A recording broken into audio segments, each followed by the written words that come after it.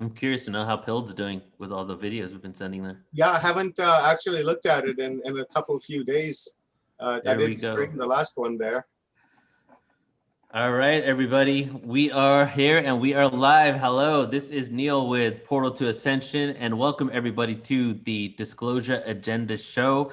This is episode 3. We're going straight for 2 full months. You know, we got one more left in this month, and then we have 4 more episodes next month. But this right here, what you're now a part of, is an ongoing show, and my intention and hope is to keep this alive every Tuesday for as long as I can. But for the first 2 months, again, we're going to have just be going deep into the disclosure phenomena and hitting many different topics here, not just speaking about what's going on with the nuts and bolts and the government disclosure, but also speaking about the spirituality behind this whole thing, what the universal questions are behind what is going on right now, right? We've already established in the last episode that they have now eliminated the fact that it could be China or Russia or another world government, just because of the fact that it's been lied to about for 70 years, and they know that governments weren't that advanced that long ago, and they have now eliminated that it's U.S. Well, that's what they're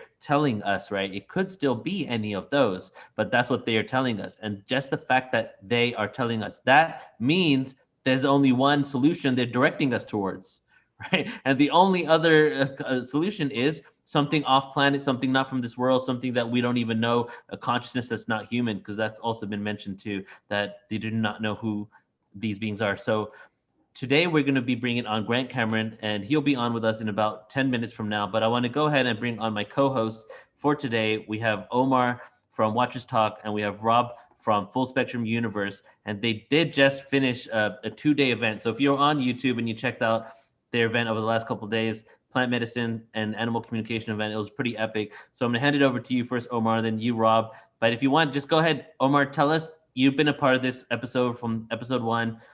Tell us where you're at with this whole concept of disclosure, what's going on, and give us a little synopsis of what you experienced the last 2 days, as well as you, Rob. Go ahead, Omar. Cool, thank you, Neil. I'll start with the last 2 days. The last 2 days were just epic. Thank you very much to all the speakers, and especially thank you to all the viewers that watched us on Portal to Ascension and Watchers Talk. The information that was flowing through, all chat rooms and also from our presenters was like really, it was mind candy, and it turned out to be more than I had expected or anticipated. For me, the idea was just to have a plant medicine and an animal communication show, but I didn't expect day 2 to turn into like super spiritual and looking at it from the spiritual aspect of plant medicine and animal communication. It was very powerful. We had some wonderful moments throughout the both days, and they were really epic. I would have to say one of the best events that we've put on so far. So with the disclosure, we know that here sometimes, pretty soon, the Senate is going to be releasing their so-called disclosure. And we've been hearing all this talk across the world that, it's China or it's Russia and blah, blah, blah. But we know that these people were not as advanced as what we're seeing up in the sky.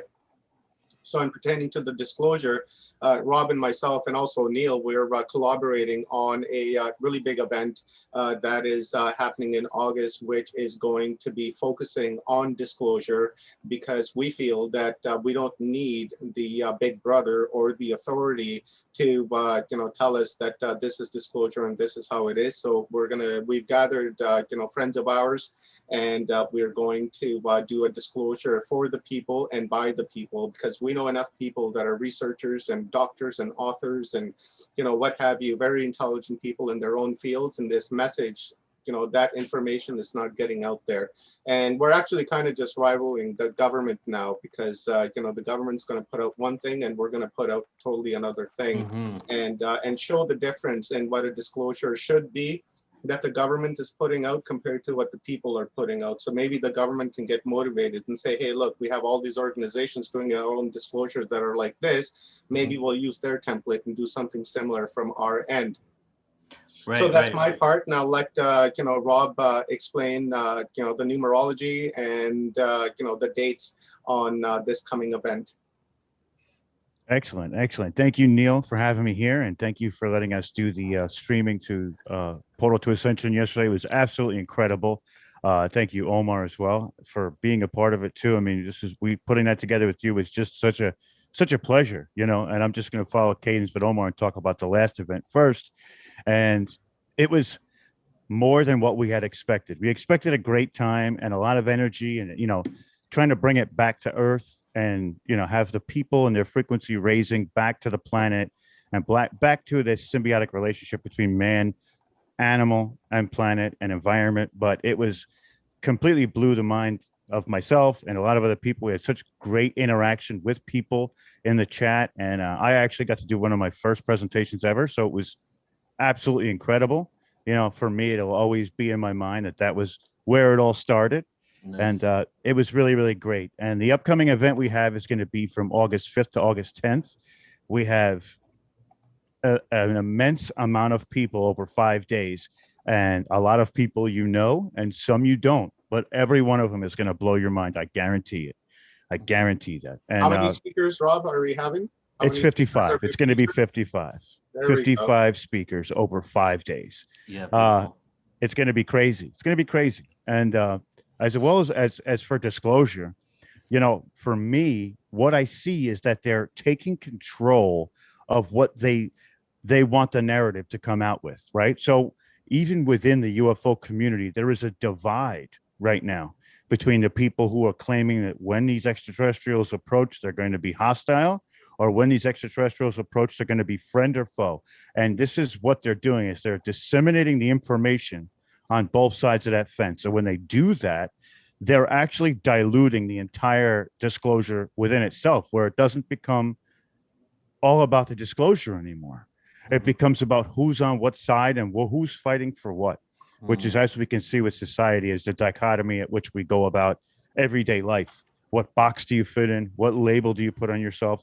And they're doing this, and they're bringing this edict to the UFO community, which is where they also are calling Right, it right. UAPs now because UFO has stigma. It's a long story.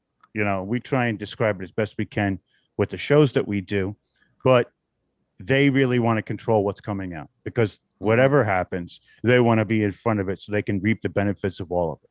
Right, right.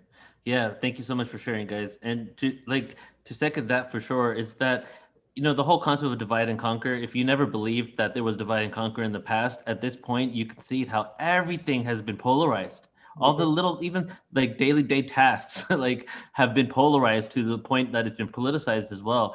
And divide and conquer is so real. It's time for us to step outside of that, dualistic perspective, and really it's a challenge sometimes to embrace people that you feel that you're ideologically different from, right? And especially when they're energizing it and marketing it to you in such a way to further that division. Okay, but we know that in this community we're like based on spirituality, consciousness, and the evolution of consciousness. So it's really time to focus on what we know is real, which is the fact that we're all vibration and frequency, and we're all incarnated on this planet for a specific reason, and then step into that vibration as we're doing it, which is why every single day on Portal to Ascension, on our YouTube channel, we're going live for 2 months, and we've been going live for 3 months now. I mean, 3 weeks now, and we have another month and a half left of premieres of all of our UFO presentations, interdimensional information, videos, so much information, about 200 hours. And we've already put out around 60 hours in the last 3 weeks, but we have another 140 hours of information left to go. Most of these events were paid conferences back in the day, and some of them were free, but basically if they're in the archives, it needs to come out there. So we're completely releasing everything related to this topic right now to inspire positivity, to inspire goodwill and compassion, and to balance out the narrative of the threat agenda that is out there, because it's very suspicious, what's going on. And so with that, I'm going to go ahead and say that we might as well go ahead and bring on our guest for today, because we do have Grant Cameron. He's waiting in the room, and then we can get into more of this conversation with Grant. But also, just again, about the conference, the Total Disclosure Conference that Omar and Rob are co-producing, and I'm co-creating and putting out on Portal to Ascension. This is another one of those events which is going to be to concentrate on, we're going to speak about a lot of things, what's going on, the historical context, but very much concentrate on empowering the individual to become their own sovereign being rather than waiting on Big Brother to give us the information and the breadcrumbs that they keep doing and dripping to us, right? Mhm. So that's what we're going to focus on. I want to, like, just before we get Grant on, do you guys want to just chime in just a couple more minutes each and then we'll bring Grant on? Yeah, I pretty much said what I needed to say, man. August 5 to 10th, 5 days, 55 speakers. Like you said, is to empower people. We're going to be looking at our history and we're going to be looking at our current situation. We're going to look at really every aspect and every facet of our lives that we're interacting with, and what we're being stopped from doing is being ourselves and empowering ourselves. And the whole intention behind this is to equip people with information that will, equip them to use that on a daily basis.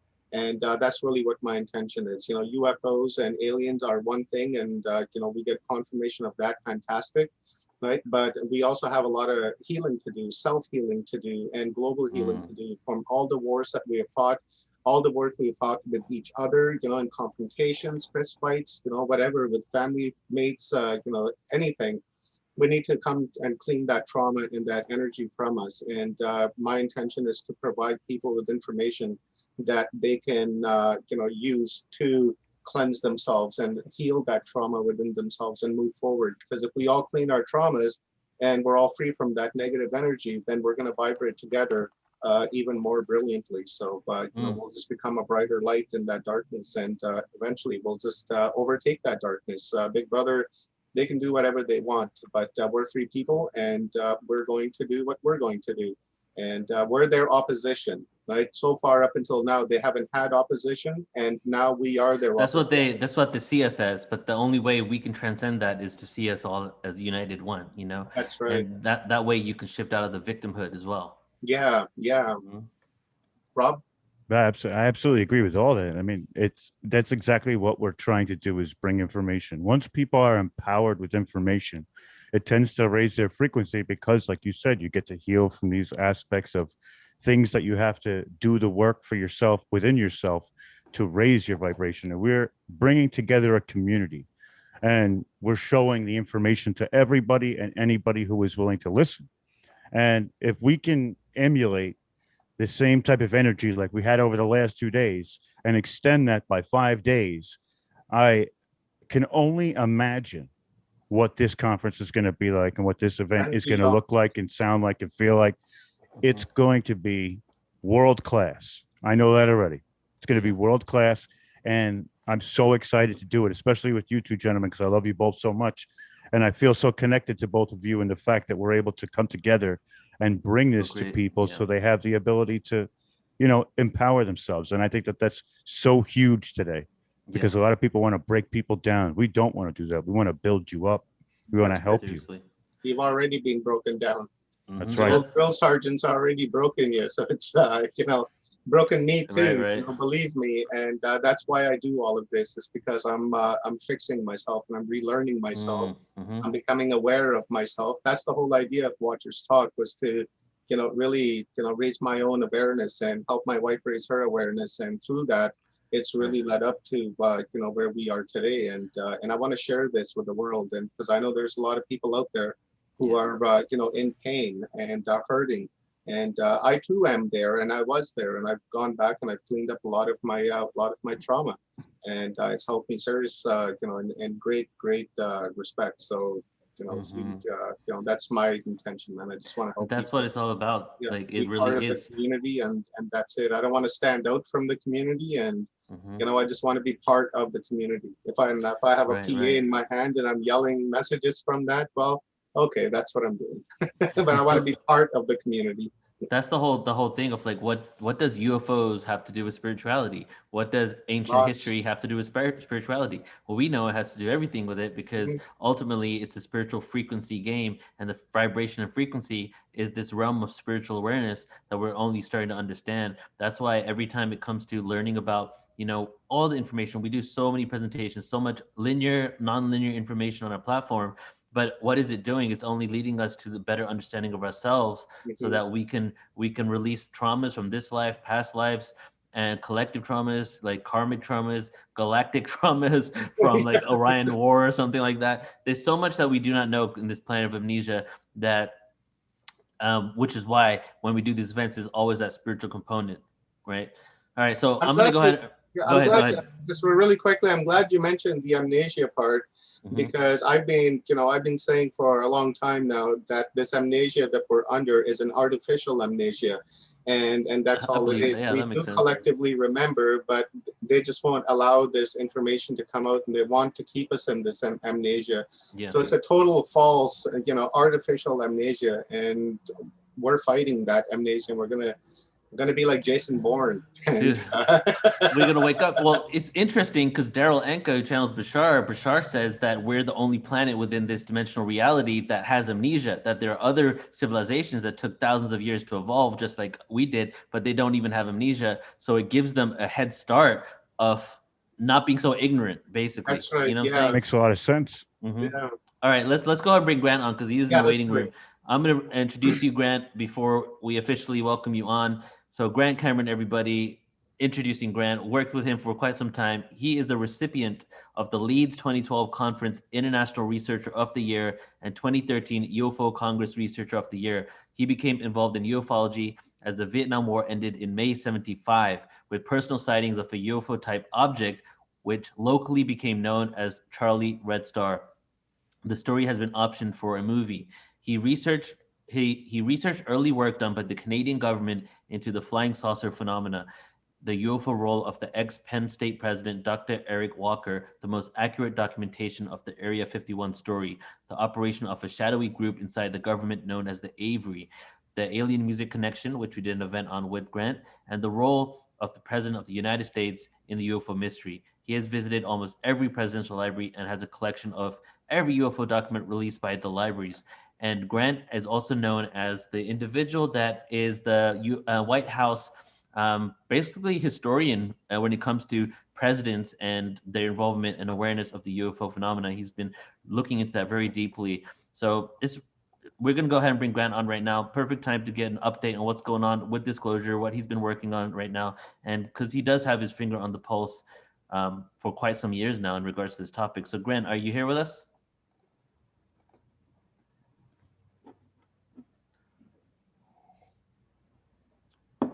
There we go, brother. Go ahead and unmute yourself. It's just give me a signal. Okay, am I on now? Yeah, here you are. How you doing, brother? Yeah, thanks for having me on. I appreciate your interest. Thank you, man. Thank you so much for being here. Omar, Rob, this is Grant. Hi, Grant. Pleasure to meet you. See you many times on Portal to Ascension. You're a fellow Canuck. I'm located in Kamloops, BC. Oh, you live in God's country, though. I'm in the middle of the country. I'm in the part of Canada nobody wants to visit. You're in Winnipeg, right? That's funny. So how's it going, Grant? What's going on with you? Good. Trying to keep up with all the stuff that's going on. And I've got a new podcast that I do every day. So that's taken a lot of time. But I guess you want to know about Disclosure. Yeah. Well, firstly, let me ask you this question. Okay. Yeah. So I remember in a past interview, you said that a lot of people are waiting for the president to come out and say something, and people may not feel of it as being completely official until that happens. What we do know is 2 ex-presidents have just recently said something, even though they denied it previously in the past. So maybe you want to kind of start with touching on what you feel about what's going on with that, and then just take it wherever you want. Okay, I would differ from other people. People are saying Barack Obama denied he knew anything. I maintain Barack never said anything like that. What Barack said is, I can't talk about it. He had the little girl, if you remember the little girl on the Ellen show, he said, have you got a question for me? And she said, yeah, I want to know, are there aliens? And he said, so what do you think? He answered the question with a question. And then she started talking and he never did answer the question. And so Barack actually at one point stated that he was asked, did you look for it? And he said, yeah, I looked for it. Did they withhold it from you? And he said, no, they didn't. And he said, I found it and I can't talk about it. And then once it became clear, then he immediately went on 2 talk shows. And I say these don't happen by accident. Suddenly Barack Obama appears on a talk show and starts talking about UFOs. You can tell that's pretty much scripted because he's backing it. Same as soon as this thing sort of broke with the Biden being asked the question, suddenly John Podesta went and did an interview with Politico. And then he started talking about the fact that he's getting Biden to do something to put it in the Office of Science and Technology Policy. So I maintain the president, the way the president thing works, and I've gone back and forth over the years. The way I think it works is what Bill Clinton's told Rockefeller, apparently, at the ranch. He said, this is like the Arkansas tar baby. If you know this tar baby story with where the rabbit gets caught by the fox, Brer Rabbit gets caught, and the fox creates this this tar baby thing standing on the side of the road, looks like a little baby. And Brer Rabbit goes by and says, good morning. And the tar baby doesn't say anything. And then he gets mad and he punches him in the head and he gets his hand stuck to the tar baby. And then he punches him with his other hand. His other hand is stuck. Then he uses his foot to try to get his hands off. And then his feet are stuck and he gets caught. And that's how a fox catches Brer Rabbit. And that's what Bill Clinton says. This is a story you can't touch. And I maintain, because I've done 4 books. I'm now going to do the 5th. I had a book called Beyond Managing Magic, which I had done in 2018, and then I didn't publish it, but I'm going to update it. I'm going to publish it because what I say, I wrote a book called Managing Magic. It was released in February of 2017. It was the 4th book I've done on this disclosure stuff. And I've always said there's these people leaking stuff. You're letting it out in little bits and pieces, trying to control the narrative, all this kind of stuff. And in that book, that was February, that was eight months before Tom DeLonge went public, before he announced To the Stars. And I said, exactly what is happening now is what would happen. I was told in 2016 already, I was told a number of high-level officials are going to go public and they're going to say UFOs exist and they are going to force disclosure. Suddenly, Jim Semivan comes forward, says, yeah, UFOs exist. Elizondo comes forward, Mellon comes forward, Justice comes forward, and they're all saying, yeah, this is for real. And so basically, this has already been scripted. In fact, in 2016, I was told that the big man was going on 60 Minutes. So this 60 Minutes thing you just saw, everybody thinks that these things are just happening. And that's the game that they play on us, that nobody really follows. We're like 24/7 news. We just follow the story today. We forget the story that happened yesterday. And unless you put all these stories together, you don't really realize what's going on. Almost like Mark Twain. Someone posted a quote by Mark Twain today. It's easier to fool people than to convince people they've been fooled. And it's very easy. People are very easily manipulated and moved. What I will say down, I'll come right down, and people are not happy about this, but I will say when this final story is told, people are going to have to thank Hillary Clinton and John Podesta for this. This started back in 2015 with Tom DeLonge getting a phone call from this guy and saying, do you want to come to Lockheed Skunk Works? They're having a barbecue in the parking lot.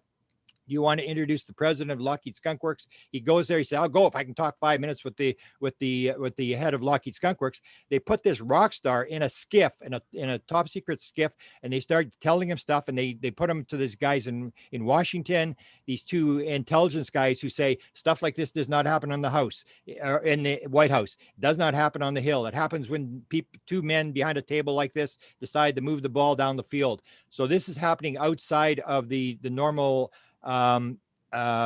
government thing, but it's exactly like Bill Moore back in the 1980s. And I keep telling people, like, Tom Elizondo is just the latest messiah.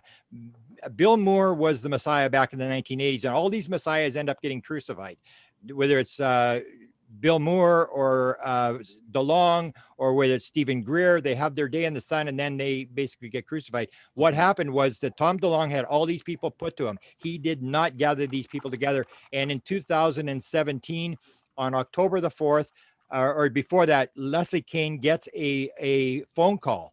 And the question is, well, who gave her the phone call? Nobody brings that up. Like, who phoned Leslie Kean and told her to go to Washington? So she goes to Washington. She goes to Pentagon City, which is exactly the same place that these 2 guys met with Tom DeLonge, in Pentagon City, outside the Pentagon.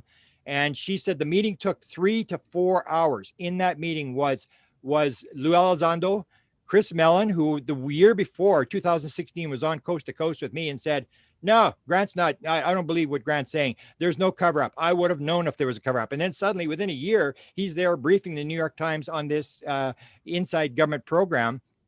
Jim Semivan was in the room. Hal Puthoff was in the room. This was all planned in October of 2017 as Lou Elizondo left. And if you follow the story and all the bits and pieces, what you will see is all those videos that were released were out in September of 2017, a month before Lou Elizondo resigned.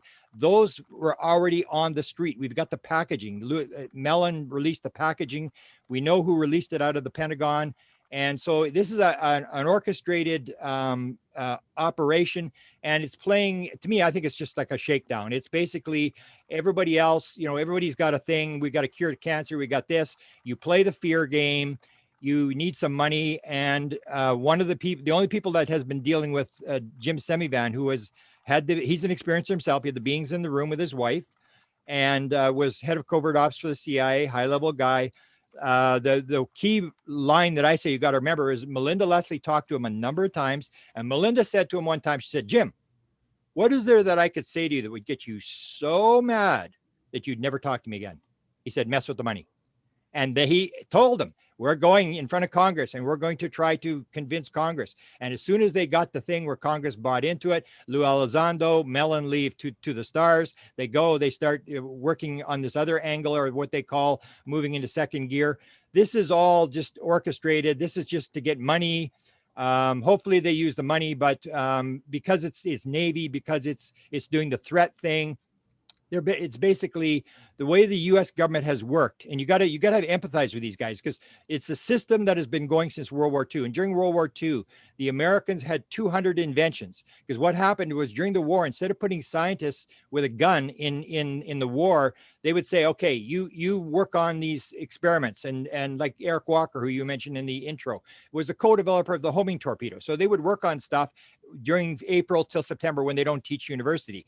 And they came up with 200 inventions during World War II, nylon, synthetic rubber, jet engines, plastic explosives, the atomic energy. There was just so many things they invented on this technology. And so all the money was put into the research and development, was put in through the military. And then the military spins it off once they've developed the technology, spins it off. So that was a system that they created.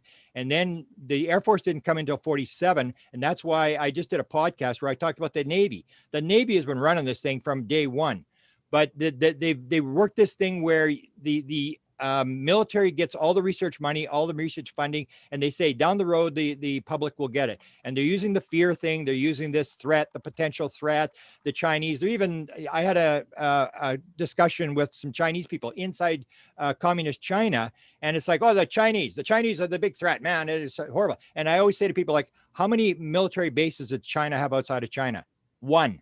How many does the United States have? 800. Like, what, China's going to invade us? Come on. This is like, all we're doing is creating enemies. Almost like I took off an old Mark Twain quote and changed it. God created war so the military industrial complex could learn geography. And now they're taking up astronomy. And it's this whole idea is like, even Tom DeLonge in one of my last podcasts, I actually have a quote. I play the actual audio of Tom DeLonge saying this. This is 2016. He said, "You know what my advisors say to me when they look at each other? What a wonderful recipe for war."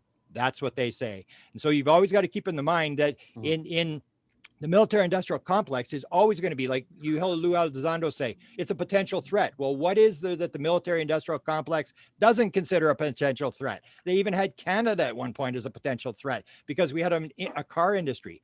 And so this goes back a long time, but it's basically an operation to shake down Congress, because Congress has got the money, $736 billion defense budget. That's what they're doing. But what you were mentioning at the beginning is where I've moved, because I've moved off chasing the president and all this kind of stuff. And I've gone into consciousness, and we've got to realize that it's all one thing.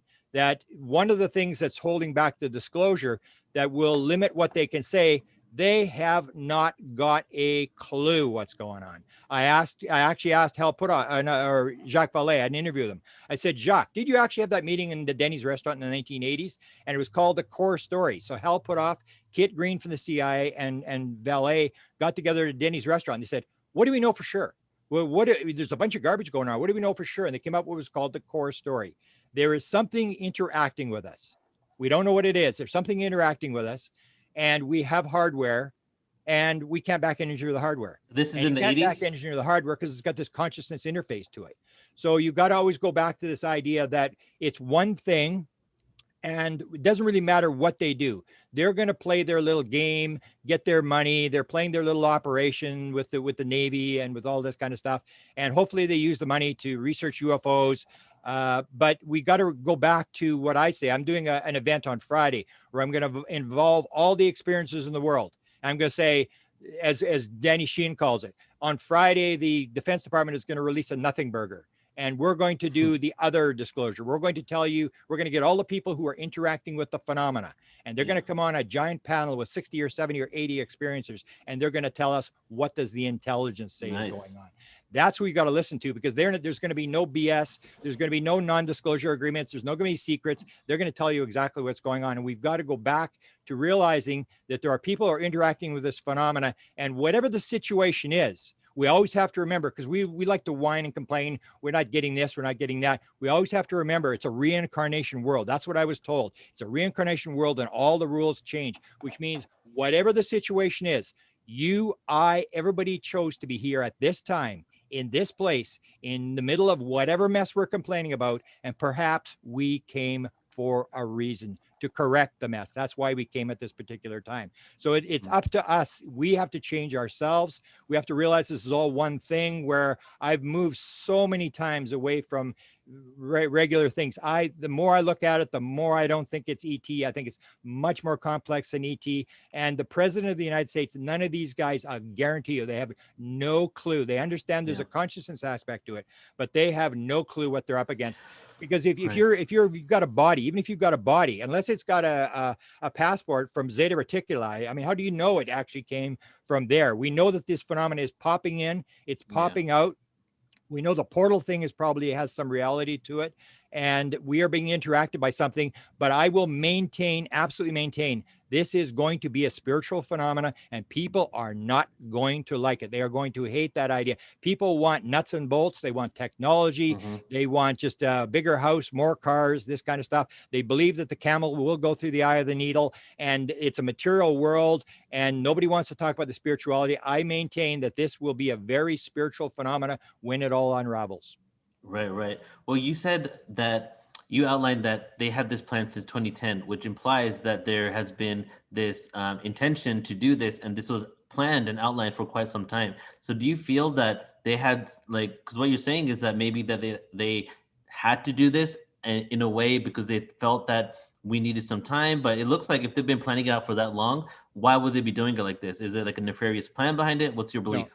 My impression on that is that people always think that they always say the government this, the government that. I worked in the government, and anybody who's worked in the government will know, because I always make the joke. I worked for a university for 40 years, and I had the keys to everything. I had the keys to the president's office, 8 vice president's office, human resources, payroll. I had 10,000 keys to any room I could open.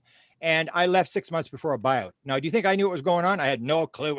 I knew my little job. So people don't realize that the government is a bunch of people all fighting with each other. It's one agency versus another agency. They're stealing each other's money. They're all promoting their little thing to get money. Even this, I sometimes show this article that said, we're going to put man on Mars. We're going to land man on Mars in 1976. So you put your little spin out, we're going to do this, and you get your money, and it doesn't happen, and you just make a new spin. Okay, we're going to do this now. So I don't think it's there. I don't think there's any government behind it. I think it's more that it's people inside the government who have decided to make the move, that they want this thing out for whatever reason. You've got a lot of people like Hal Puthoff and guys like that who have been working on this a long time. And I'm guessing that there's a bunch of people who decide, as these two guys told Tom DeLonge, things like this do not happen in the White House, do not happen on the Hill. They happen when guys like this decide to move the ball down the field. So what happens is, if you see what happened in 2016, they were going to drop this thing in 2016. Hillary Clinton was going to do it. If you look at all the interviews, Hillary Clinton had said, John made me promise I was going to do it. And John Podesta, he went to Obama. He said, once again, my biggest disappointment was not getting UFO disclosure. But Barack Obama already said that he had looked and he found it. So he had it from 2009, but he couldn't release it. He said, I can't talk about it for whatever reason. Every administration does the same thing. They decide for whatever reason, they're not going to release it. And I think it's a lot because they don't know what's going on. But so he goes to Barack Obama and he says, we need this release. And he said, I can't do it. I can't do it. It's just, it's a political bomb going off. I don't want to handle it. But if you guys want to do something, I'll look the other way. So John Podesta starts this whole thing. He calls Tom DeLonge. If you remember the story, they have the three guys. And I always say to people, what happened to the three guys that Tom DeLonge had? McCaslin, the two-star general from Wright-Patterson, Robert Weiss, and the guy head of Space Command. Where did these guys go? They were with Tom DeLonge, and then the WikiLeaks leaked, and these guys had to head for the hills. They went back in the closet because they were outed. Their names are outed as being part of this. But John Podesta phones up Tom DeLonge in 2015, and he said, I'm ready to be involved. Come to Washington. This is very important. Fly to Washington. Okay. And he flies to Washington. They hold these meetings. And then Hillary, they're going to drop it in 2016. But then the Podesta emails got leaked. It was all outed. And then Hillary lost the election. And then they had to redo the thing. So the A team, the regular team, then they bring in the backup team. So I maintain that Elizondo and Justice and all these guys are the B team. They're like the farm team that were brought in. The main guys may still be there in the background. Right. They get brought in, and that's when Tom DeLonge starts this operation where they give him all these people and he starts this whole thing. But there's a bunch of fights inside the government. So I think it's the guys who don't want it out versus the people who want it out. Even if you hear like when Elizondo went public, the one military guy inside the Pentagon threatened him.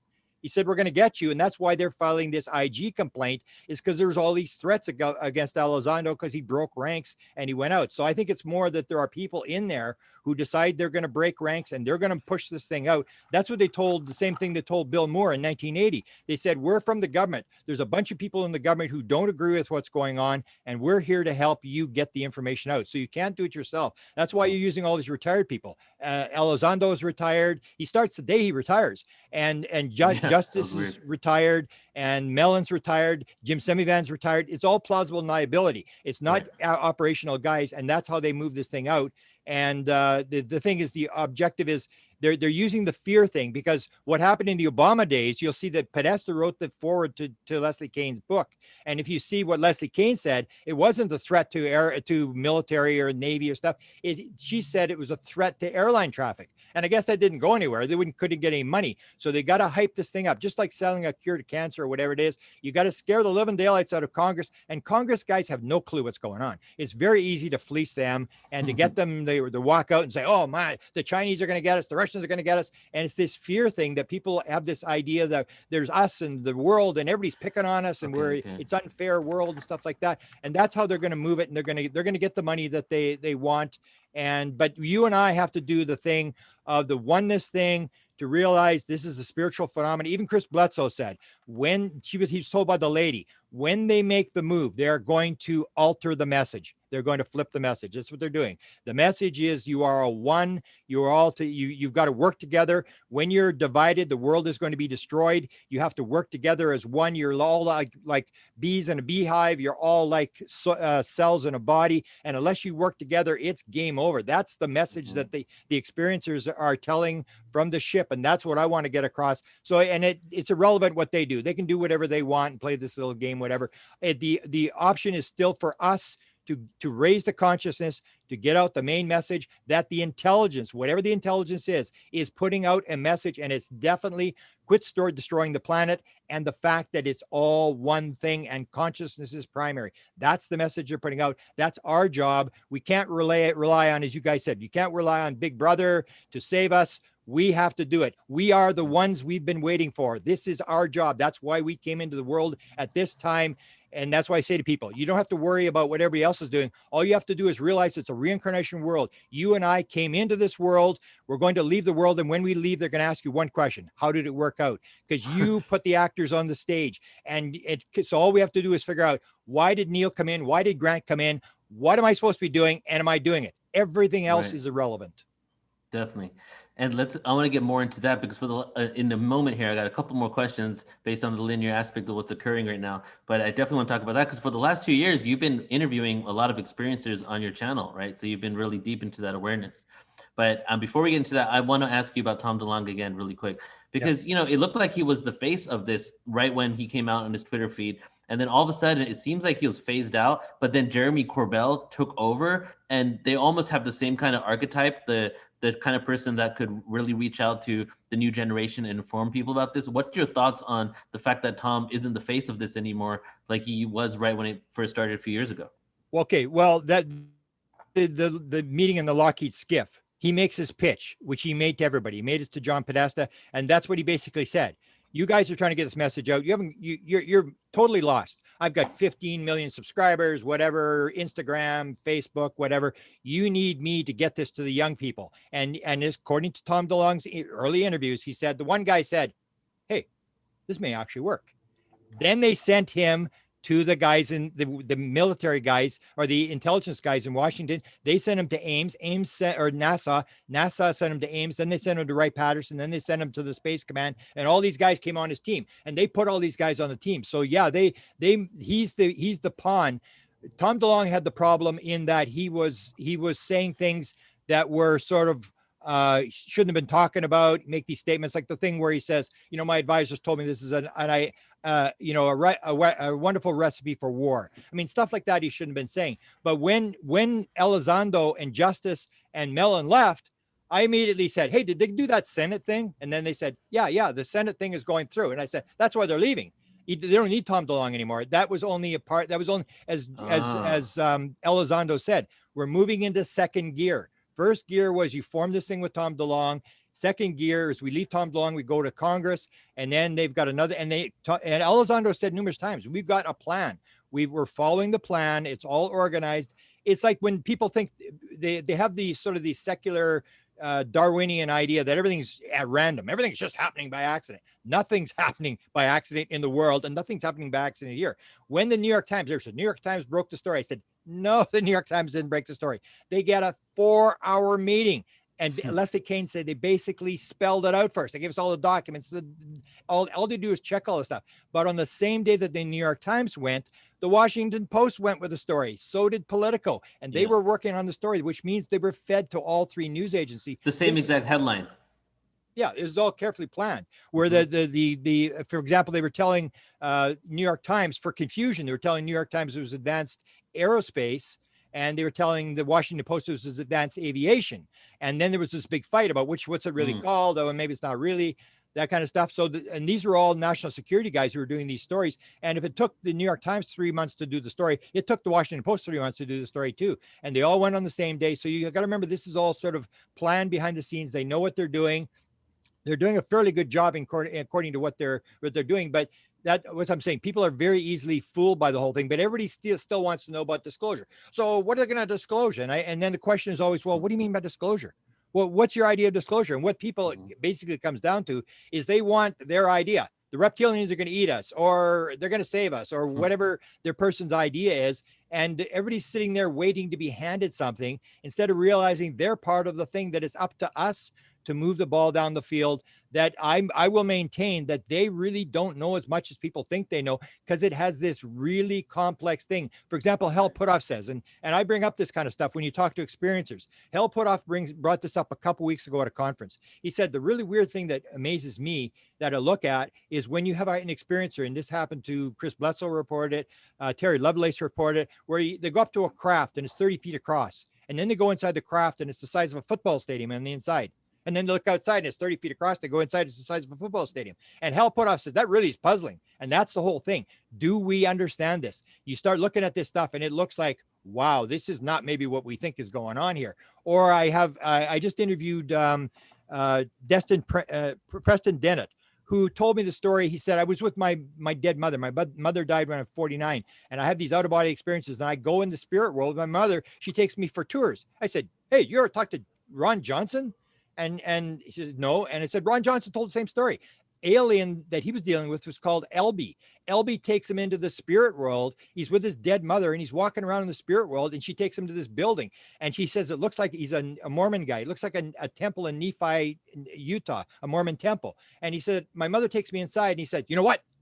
It was like 10 or 100 times the size inside as it was outside. I said, Hey, that's what the UFO guys say. And then he talks about the crystals, how the crystals, his mother takes him and shows him these crystals coming out of the table. And he looks at the crystals and you can see his life. You can see all the past events of his life. He sees that his dog's crystal. He saw his dog was shot because he's looking at his dog's crystal. Well, that's 1988 UFO Cover Up Live. Richard Doty playing the backlit Falcon said the most amazing thing I saw was the aliens had this crystal and they could show the history of the world through this crystal. You look at it at a certain angle. That's Michael Newton's Journey of Souls. So you start looking at it and you go, oh man, this is going to be spiritual. This is all connected. All the dead people showing up on ships, stuff like that, where people want this nuts and bolts thing, just the technology. Don't bother me with the religious nonsense, the woo-woo stuff. I don't want to hear about that. And you see that because Reed brought it up. I do not want to talk about little green men. New York Times says, do not talk about aliens. The experiencers, as always, are cut out of the scene. Do not talk about woo-woo. Do not talk about spirituality. Do not talk about consciousness. We're just talking about threats, potential threats, technology. Don't talk about the rest. And I say, garbage. We're going to bring the experiencers out to tell us what's actually going on here. Beautiful. Before I want to talk about experiences after the next question, but I want you to go deeper into, you said a little earlier, Navy is running this entire thing. What do you mean by that? Well, it always comes up. I remember I went for the Canadian government. I just did a podcast where I talk about the alien called AFA. Now, AFA said he was dealt with by everybody. The Canadian government was channeling this. Navy intelligence channeled him in 1954. The CIA, if you've seen the documentary UFOs That Has Begun, 1979, you'll see Robert Friend from Project Blue Book, head of Blue Book, goes and tells this story about them channeling AFA at the National Photographic Interpretation Center in Washington, which is the top secret CIA building where they analyzed all the U-2, all the SR-71 photographs and stuff like that. And they do this channeling and AFA flies by the window. They say, we want some proof. AFA says, what do you want? We want you to show yourself. Go to the window. And they go to the window and this UFO goes flying over top of the Capitol. And all these CIA guys and Navy intelligence guys are all, and this is all recorded. It's put on camera by Robert Blue Book. So when that story was from Frances Swan, who lived in Elliott, Maine. Her neighbor was Admiral Knowles from the Navy. He was a submarine commander. And so the material, if you see the material was being brought to Canada, there was a 1952 piece that was brought by Knowles to Wilbur Smith, who ran the Canadian government program. I went to the Canadians because the Canadians had been told by the Americans, 1950. Flying saucers exist. It's the most highly classified subject in the United States. Small group headed by Dr. Vannevar Bush is running the show. It's of tremendous significance and mental phenomena may be involved. And so I'm trying to find out from the Canadians, the guys who were still around. I said, well, who is Wilbur talking to? And they said, we're not sure, but I think it was Navy. And then you start looking at this thing. Navy was around before the Air Force. So Navy had all this money that they had developed, all this technology in World War II was in the Navy. So when the Air Force comes along, the Air Force says, well, this is UFOs, it's ours. It's baloney. We've got the money, get lost. So the Navy kept running the whole thing. If you look at Bob Lazar, what does Bob Lazar said? The Navy was running Area 51. He was working for the Navy. And you see this over and over again. Navy intelligence is doing these channelings. Navy intelligence all over the place. Eric Walker, who we dealt with, was Navy. Vannevar Bush was Navy. Arthur Lundahl, the first head of the Weird Desk at the CIA, Navy, ran the Navy lab that did the analysis of the Robertson panel UFOs. You start seeing it over and again. Navy, Navy, Navy, Navy. Everybody keeps talking to Navy. If you look at the briefing that was done of Trump, what did Trump say? The Navy came in and briefed them. They showed him the videos. And he said, oh, the kind of interesting videos I don't believe. It's Navy all the time. All the sightings. Why are all the sightings just Navy sightings of interactions with the Navy? There's no Army. There's no Air Force. The Navy, I will maintain, the Navy is the key organization. Everybody was looking in the wrong place all the time. Right. Well, the U.S. Navy also has those UFO patents that have come out. So it makes so much sense. You just connected quite a few dots right there. All right, so Grant, let's talk about the experience of phenomena, because you have fully immersed yourself. I feel like you as a researcher, you fully immersed yourself in the world of the experiences to really try to see it from as many angles as possible. And why don't you tell us some of the findings or what you feel about this whole phenomena? Yeah, usually what I find is that the experiencers, I would have things like that happen, like back in the day. I had 6 experiencers who predicted 9/11. They saw 9/11 before it happened. I started to realize these people had this weird stuff, and they were talking about stuff that was more spiritual and it made sense and whatever. So I started to talk to these people, and I would always say to the experiencer, hey, you write this thing down? And once you talk to the experiencer, they got these really incredible stories. They say, well, I thought about it. And I say, make sure you write it down. So I would help these people publish their books to try to get their books out. And then you start to see these connections, these patterns, even this thing with the ET thing, where, for example, Sherry Wild, I've interviewed her a number of times. She's an incredibly important experiencer, has very clear contact. She's done a lot of regression work on what happened to her.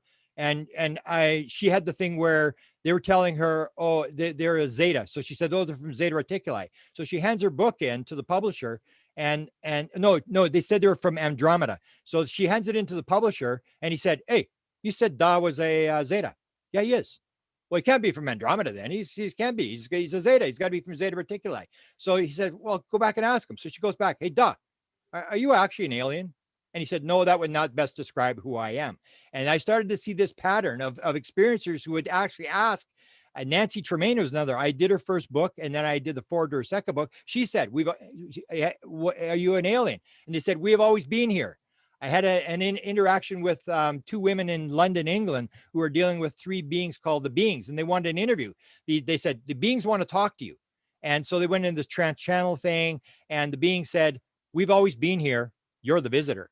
And you start to see this thing, and they keep doing this thing where you start to realize that this is this spiritual thing where it's almost like Ray Hernandez. If you've ever interviewed Ray Hernandez, when he got pulled into off the freeway into this contact modality thing, where they showed him the wheel was spinning, and they said, it's all the same thing. Paranormal phenomena, remote viewing, channeling, mediumship, UFO experiences, quantum physics. And the middle is consciousness, and the wheel is spinning. You got to quit parsing this stuff. So I knew this thing with contact modalities, that we're parsing this stuff. We're trying to put it into little boxes because we're very left-brained, and left brain wants nouns. It wants everything in little boxes. It wants rational analytical stuff. It's a right brain world. It's a female right brain world where it's all one thing. It's all connected. There are no nouns. Everything, as Deepak Chopra says, everything is an activity inside consciousness. That's all there is consciousness. And we keep going back to, well, it looks like this and it looks like that, and it's got material, and we get some technology and whatever. And so we sort of get this thrown off. But the experiencers to me were so important, where I started to bring them out and to talk to them. And I would ask these questions, especially when I'd get them when they were brought into the spirit world, or they would say they were out of their body, or the portal thing. A number of them had the portal, and I would get them describe exactly what the portal, what happened with the portal thing, because the CIA kept indicating that the anti-gravity stuff was all nonsense, but the portal stuff was real. And so as the experiencers started talking about the portals, and then I got to the Mission Rama thing with the Zendras, where they aren't dealing with grays, they're not dealing with reptilians, or they're dealing with these human 9-foot tall beings, and they're being brought to other worlds and stuff like that. Or the AFA one, where I remember AFA said he was from Uranus. And then I talked to the Canadian guy, the metallurgist, said to me, let me make something very clear, Grant. Wilbur and I at no time believed he was from Uranus. And so the old idea was, in 1895, what did they say? They had these wooden ships flying around, 10,000 sightings in the United States, wooden ships with sails on them and the big lights on them and stuff like that. And they would land and they say, where are you from? And they say, we're from Mars. And so in 1895, people believed that they actually flew in on that wooden ship from Mars. So I think what's happening is, wow, it's a phenomenon that feeds into our belief system. And as we evolve, it changes the way we're changing. And now they're talking about multidimensional. We're from the 5th dimension, the 11th dimension, but we haven't talked about that for a long time. That the phenomena, I've been in it so long that I realized the phenomena keeps changing. That crop circles only started in 1982. There was angel hair, which most people don't even know that happened. There's no windows anymore in crafts. Landing traces where they land and have the pod marks hasn't happened for 25 years. The phenomena keeps changing. It's doing this, it's doing that. And now we got the orbs. We didn't have the orbs. We got the light language. We didn't have light language in 75. We didn't even know about missing time in 75 or abductions in 75 and stuff like that. It's a phenomena that I will maintain is a lot less physical than people think it is. I used to think Jacques Vallée was crazy, but now I see where he's going is, for example, one experiencer from Israel tells a story. They're green beings. So they're like grays, except they're green, like a pea. They're as green as can be. And they say to him, when we come into your world, we take on a body. We have to take on a body, but we can take on any body we want. We don't have to, and you can do the same thing. You just don't realize it. And he said, when they left, they all held hands, these green beings, and they made this circle, and they started to circle and circle and circle and circle and circle, faster, faster, faster. And suddenly they became translucent. And then boop, they were into this ball of light, and the ball of light disappeared, which is now what people are talking about. These aliens are inside the orbs and they're moving around and they come out of the orbs. Or if you see Mark Sims, you assume because he was at a CE5 event with Stephen Greer, and this thing appears, and then he goes and does a CE5, and this Tejabar appears, and he's with Tejabar for 13 days. And then I say, well, where's he from? And he said, he wasn't from anywhere. He's from the Earth from 4,000 years ago. He looked like a gray. And then you start wondering, where are these things actually from? And that's what I think the disclosure of the government is.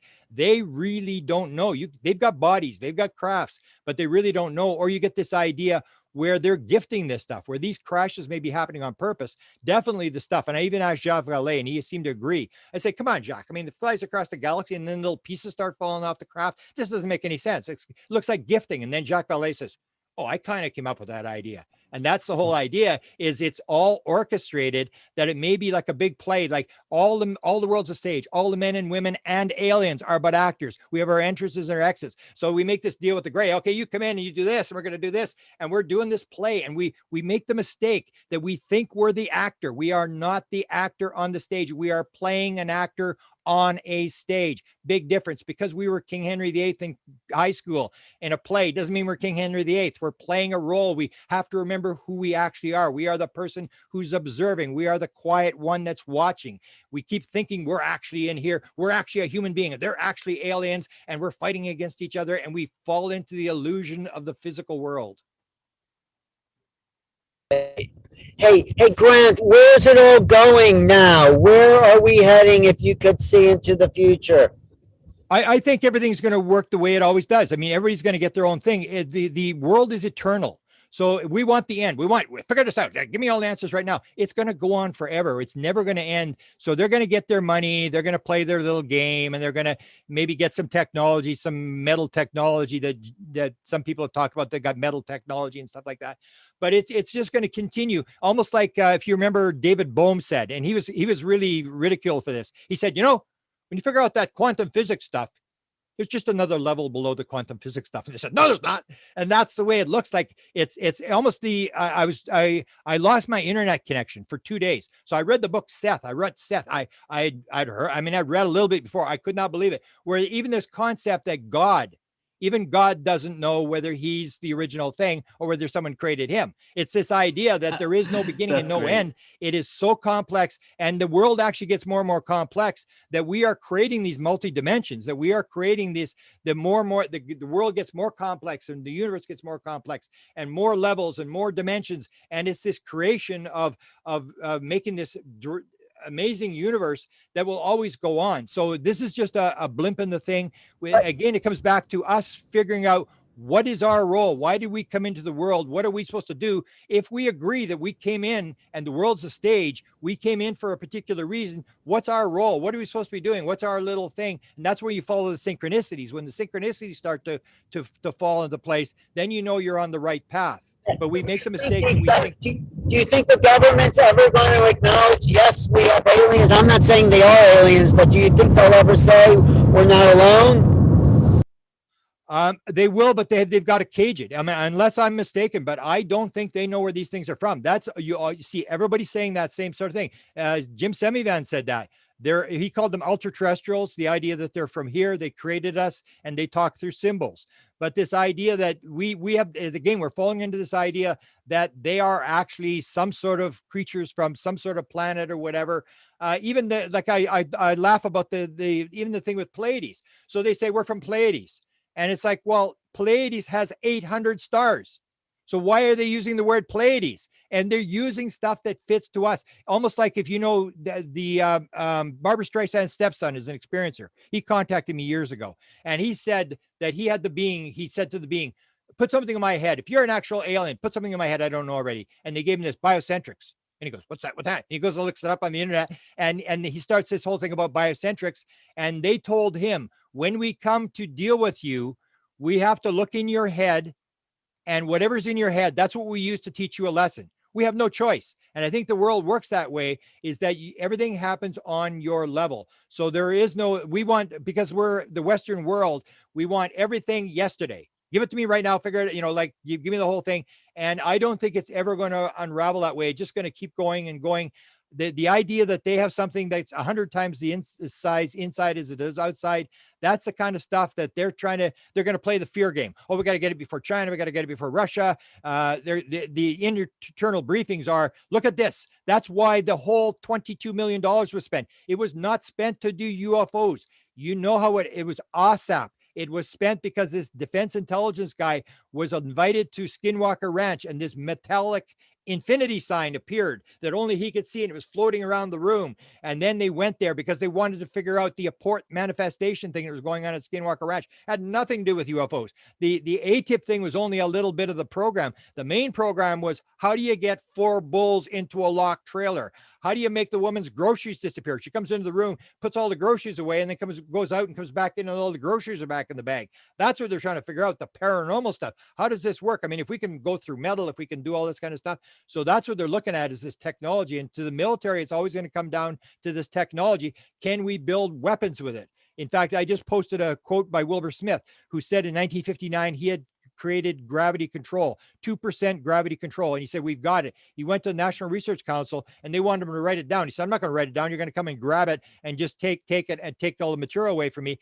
And he said, his wife said, he came home, he took the experiment apart, and he said, they're probably just going to make bombs out of it anyway. And he never spoke about it again. But he had been given by the beings the gravity control stuff with this experiment that he was working on in 1959. So we wanted everything. But again, it comes down, we come into the world, we're here to learn something. We're not here to get something. It's the old idea that we believe that the camel can go through the eye of the needle. We believe this material world that is rape, pillage, kill, and steal. Whoever's got the most toys when they die wins. We've got to realize that's not why we're here. We're here to learn stuff. And it comes down to our individual thing, that disclosure will take place when enough experiencers come forward and make everybody realize something bizarre is going on, and it is not technologically based. It's spiritual. We got the same sort of thing with psychedelics. You know, with psychedelics, there's 40 labs in the United States, 20 in Europe. There's a psychedelics explosion that is way more dramatic than what's happening in the UFO field. Consciousness, the veil is ripping wide open. All sorts of people are realizing there's life after death. That's where the thing with the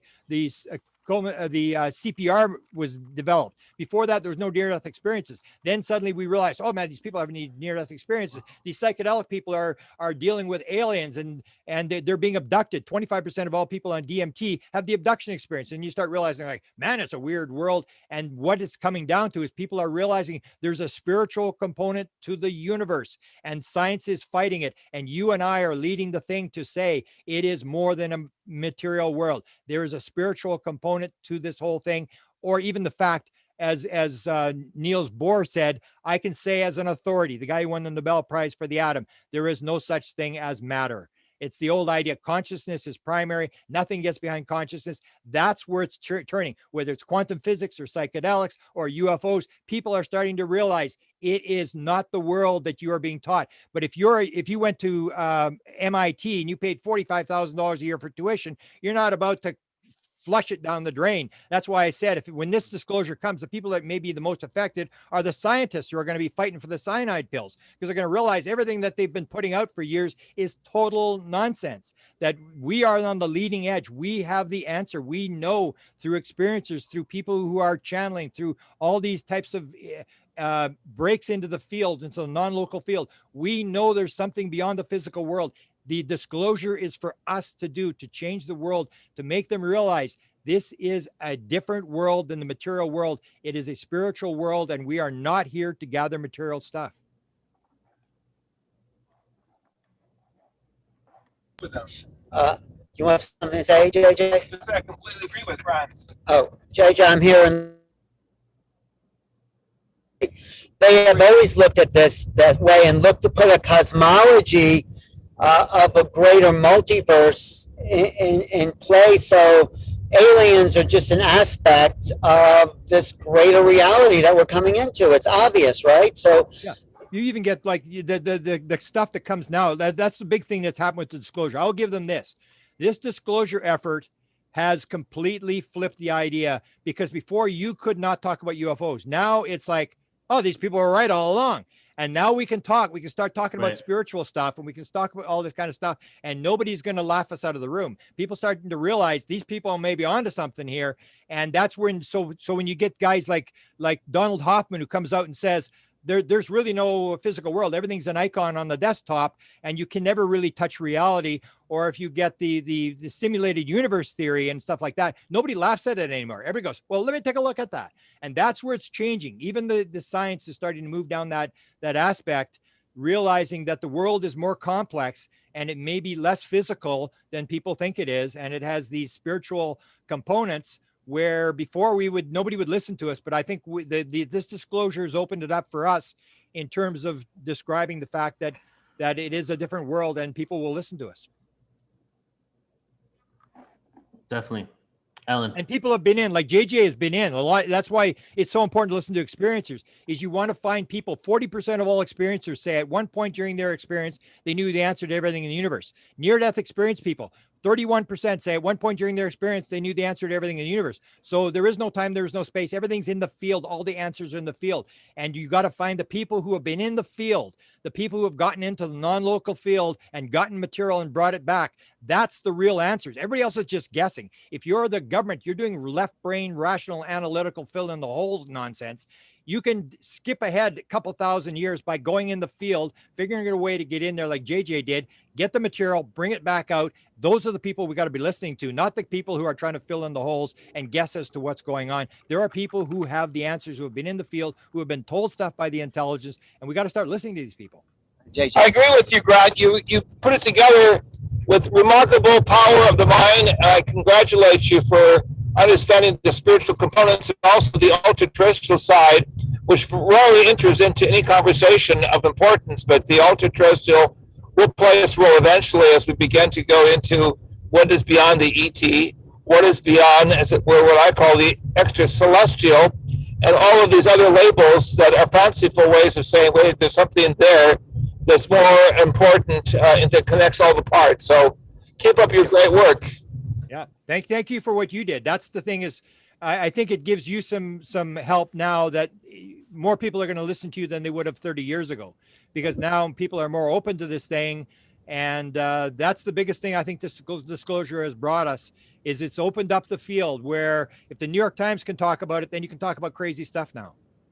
Right, and people can share their personal experience. I mean, 73, JJ had this off-world experience he was taken to, and now they're getting more popular than ever, JJ and Desiree. Yeah, it's almost called the new norm, which is fabulous because years ago people didn't even know what a pyramid was when we were talking about it. Now everyone understands those vortexes, sacred areas, and this is all, and higher dimensions, multi-universes. Well, you know, Sergio Magana, who's a Toltec, he collected Toltec prophecies. He says we're in the time of the sixth sun now, the inaugural sun, where things are more about energy rather than matter. It's more about the internal as opposed to the external. And this has been a shift that just happened, he said, the last eclipse on May 26, where we're now in this new time and things will be valued differently. So that's what we're seeing now, according to what you're doing, Grant. Too. And you mentioned David Bohm. Of course, he talked about the implicate order being before I did it all implicate consciousness reality. So it's great that you're onto that, and I think this is the tide that's turning in the UFO discovery. Even Richard Doty, who I met at the MegaCon, was kind of, I mean, he's the guy behind the weird, all that stuff, and he's sort of apologized almost for all the things he had to do when he was working for the government. So I'm going to be interviewing him at some point. Yeah, so, you have to have empathy, because it is in the United States, it is a material world where it's, you know, your rags to riches type stuff, and you're into technology and into better lifetime and stuff like that. But again, it goes back to this idea that the world is developing. Even if you go back to Max Planck, who told a story with his professor in 1874, said, no, don't go into physics. It's all been solved. Don't worry. You're wasting your time going into physics. And we're starting to we realize that the world gets more and more grand as we go along. It's bigger. It's more magnificent. I just unbelievable when you start looking at this stuff. And that's what you have to look at, is you got to look at the anomalies and realize that the anomalies tell you something's wrong with your worldview. If the worldview was right, the anomalies wouldn't be happening. So that's why it's so important with the stuff that people are experiencing is you can learn something from it. And the more you learn, the more you realize it is not the world that we thought it was. Right, that goes back to Thomas Kuhn, who was the mentor to John Mack. He said, look at the anomalies to see what's wrong with the worldview. If there's anomalies, your worldview is not right. There's something off there. So it goes back to the scientific theories of scientific revolution, which was a breakthrough book in the early 60s that sort of kind of named that idea of paradigm right there. So anyway, Neil, thank you for this opportunity. It's always great to listen to Grant because he's so full of energy and enthusiasm. And Grant has all the moving parts. Like he's looked at it all. And I think, though, Grant, we're about to go into some unknown times, which makes it really exciting. Something. Yeah, I said the other thing that we have on our side is Danny Sheehan's about to go public tonight with an update on his latest meeting at the Pentagon. And I say that changes everything. When you get Danny Sheehan on our side and he's inside the Pentagon, get ready. He's not going to be fooled. He's going to unveil some stuff and he's going to move some stuff and he's not going to keep it quiet. So I think we have that going on our side. I'm pretty optimistic about the whole thing. But again, it comes down to this idea that it's not about what we get. It's about what we do. That we are the ones that we got to figure out what is our role in this in terms of what we're doing right now. How can we make the ball move down the field? How can we help? Why did we come into the world? We must have come into the world for some specific reason. And I always go back to the thing that we all may have had a deal before we came in.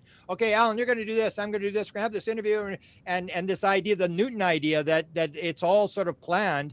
And we go through the river of forgetfulness and we sort of forget why we came here, and people get into that stuff. They start to believe they're the actor on the stage. They actually believe the ego and that's all there is and whatever. And they forget who they actually are. Or the one I always bring up is Whitley Strieber when Anne dies. And I don't know if Whitley even still gets as much as I get out of it, but Anne says, Whitley, I'm no longer Anne, but I'll always be Anne to you. And that's the whole thing. We play the role, we go off. Okay, now we're going to play another role. And thank you, Alan. You played the role with me. We're on the stage. You were great, man. Oh, just fantastic. And if you look at it that way, then I think you start doing the right thing in terms of figuring out what I'm supposed to do. Because we like to get into the ego thing. We like to get into the government's picking on us. Why don't they tell us what's going on? We want to know, like a little kid, like waiting for Santa Claus to come or whatever. And that's not what it's about. It's about this game of we got to play the game. We're in the Super Bowl. Like, my God, what are we going to do? Let's move this thing along. And the more you look at it, the more excited you get because you start to realize that the answers are there and you can figure this thing out. And you're dealing with people that are very spiritually evolved. I just think it's a fantastic time. No, I talked to Stephen Bassett yesterday. He thinks of this idea about moving the ball down the field. He thinks we're about to score a touchdown. I didn't want to tell him, Steve, they moved the goalposts, So like moving the ball down the field, that's what we're doing, right? He just wants vindication because he worked on it since 1996. He gave up his career and lived in, on the street for all these years. And he wants vindication that he was right. But again, he's going to get that. It's to me, it comes down to this idea that when you start seeing the connections with the spirit world and people describing things and you go like, wow, that's exactly the same thing. Then you start to realize like this is all really connected and it's way more complex than people think. And that's probably why they can't. So that's why they keep saying, that's why Reed says, we're not going to talk about little green men. Don't bring up aliens, Lester Kane says. No, we're not going to bring up aliens. And they want it to stop and we can't let them stop it. We cannot go with this. Just look at the threat and the technology, whatever. Our job is to push it. We're going to go farther. We want to bring up the aliens. We want to bring up the spirituality. We want to bring up near-death experiences, out-of-body experiences. We want to tie all this stuff in. And that's our job is to move that ball down the field. Whereas a lot of people just want the sort of the vindication that they were right. And it's almost like I was told, like I've gotten some downloads. The one thing they said to me is, okay, so when you get disclosure, what are you going to do? Are you all going back to church? And it's like, and that's true. If the government tells you today Okay, we knew. What difference does it make? What difference does it make whether I believe or you believe or the government believes? How does that change my life? It doesn't change my life at all. Everybody's just going to go on. You got to go do your job tomorrow. The thing that matters is how is it changing us? It really doesn't matter if the government knows or they don't know or who knows in the government or whatever. It's about what we're doing, what we are here on earth to do. Well, it connects us to a larger cosmos. It opens our minds to the fact that we're not freaks of nature, that life is abundant. It gives a little more purpose, like you're saying. And I think that gives value to people's lives, that we're part of a bigger cosmology. And but we have to do that. We're the ones that have to do that, because most people still don't want to do it. That's where they say, don't bring up aliens. No. We're into technology, like and curiosity. That's what Walker said to us. Right. Hey, Walker says, let me tell you what, you're just curious. Admit it. You want me to talk because you're just curious. And then the guy went, well, no, look, why should we change the rules to satisfy your curiosity? And it's this idea where people are just curious. They just want to know. It's like there's nothing on TV. We used to in the early 20th century, we used to do seances. There's nothing to do, like there's nothing going on. So let's do a seance and talk to some dead people. Now we go out and look for Skywatch and look for aliens and stuff like that. And it's like, for a lot of people, it's entertainment. We can't allow it to be entertainment. We have to get the message across to people. This is something very important in your life. And it's not got to do with technology, and it's not got to do with the government. This has got to do with what you are as a human being and where you came from and who you actually are. That's the message we've got to get. And that's our job to do. That's not the government's job, because I don't think the government has a clue. That they even said, remember Stephen Greer, when he talked to that Republican congressman, and the guy said, we're 100% behind you. We're right there with you, baby. But we can't. This is dynamite. We can't. You get the parade going, and then we'll lead the parade. So you cannot wait for the politicians to lead the parade. Interesting. We've got to get it going. That's our job. Too much is given, much is expected. We know. Mark Sims and Danny Sheehan want to start a people's movement. I think we should all join it. And that's what we're doing. That's where I say you got to figure out what you're going to do to move this ball down the field. The other thing I did last week, I've done a couple now, is everybody's talking about, the evil Chinese, man, they're the worst. I mean, the Chinese are the bad guys. I said, anybody ever talk to the damn Chinese? So I actually had a couple of meetings, and I had a meeting with this guy, and I don't know if you saw the interview or heard about the interview I did with this guy. This guy's never talked to anybody outside China. He's done UFOs for 31 years, and the translator was inside China, and he said, you know what? He said, he kept calling me international media. He thought I was like 60 Minutes or something. And he's this Chinese guy talking to this international media. And he said, last night I had a dream. He said, they came to me last night. He said, they were fixing my throat. They were getting me ready to do the interview. And this guy's just thrilled. And they're just like ordinary people like you and I. And that's our job, is to realize everybody's one. We're all one thing. We're all souls, all cells in a body, and to move it along and not get into this whole thing about fear, because that's what people are being motivated by. They're being motivated by fear because people want money. You make people fearful, they become like sheep, and then you just take their money, and they're willing to give you their money. So we've got to stay away from the fear. We've got to get to the thing and tell people this is the most amazing story if you understand what's going on, and it will influence your life, because you'll realize that you are more than just a physical body. It is not a random, meaningless. You're not a biological robot in a random, meaningless universe. It is much different. You've been scammed. And it's a positive thing. It's got to do with love. It's got to do with oneness. It's got to do with all that kind of stuff. And that's the message. And that's our job. We cannot expect the government to do that. They're just basically doing their little thing, trying to get reelected.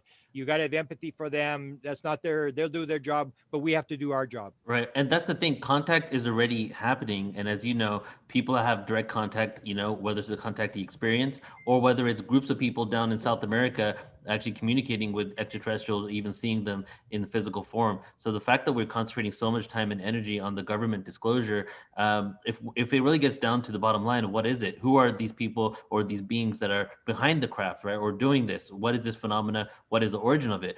I really don't feel that the U.S. government is probably going to be the best spokesperson, or any government's going to be the best spokesman for humanity. Who's going to be the best spokespeople is going to be humanity, and people are doing the inner work, releasing the trauma, focusing on their spirituality. Those are the ones that are getting contact. So I feel that contact is going to happen like it's happening now in small groups, and then we're just going to have to expand through that, right? It's a grassroots movement. Yeah. People don't realize that the intelligence agencies, I can refer to Jim Semivan, As soon as Jim Semivan retired, he went to Chris Bledsoe. And everybody's been there. The generals, the Air Force asked him, well, how do you fly a craft? He has all these people. NASA, Tyler D from NASA comes to him, and everybody's going. So why are they coming? People got to realize that the intelligence agencies, the only place they get their information is from the people. So when you have people who are doing contact, they go and talk to them and say, who are you talking to? How you doing it? They're trying to, they're watching.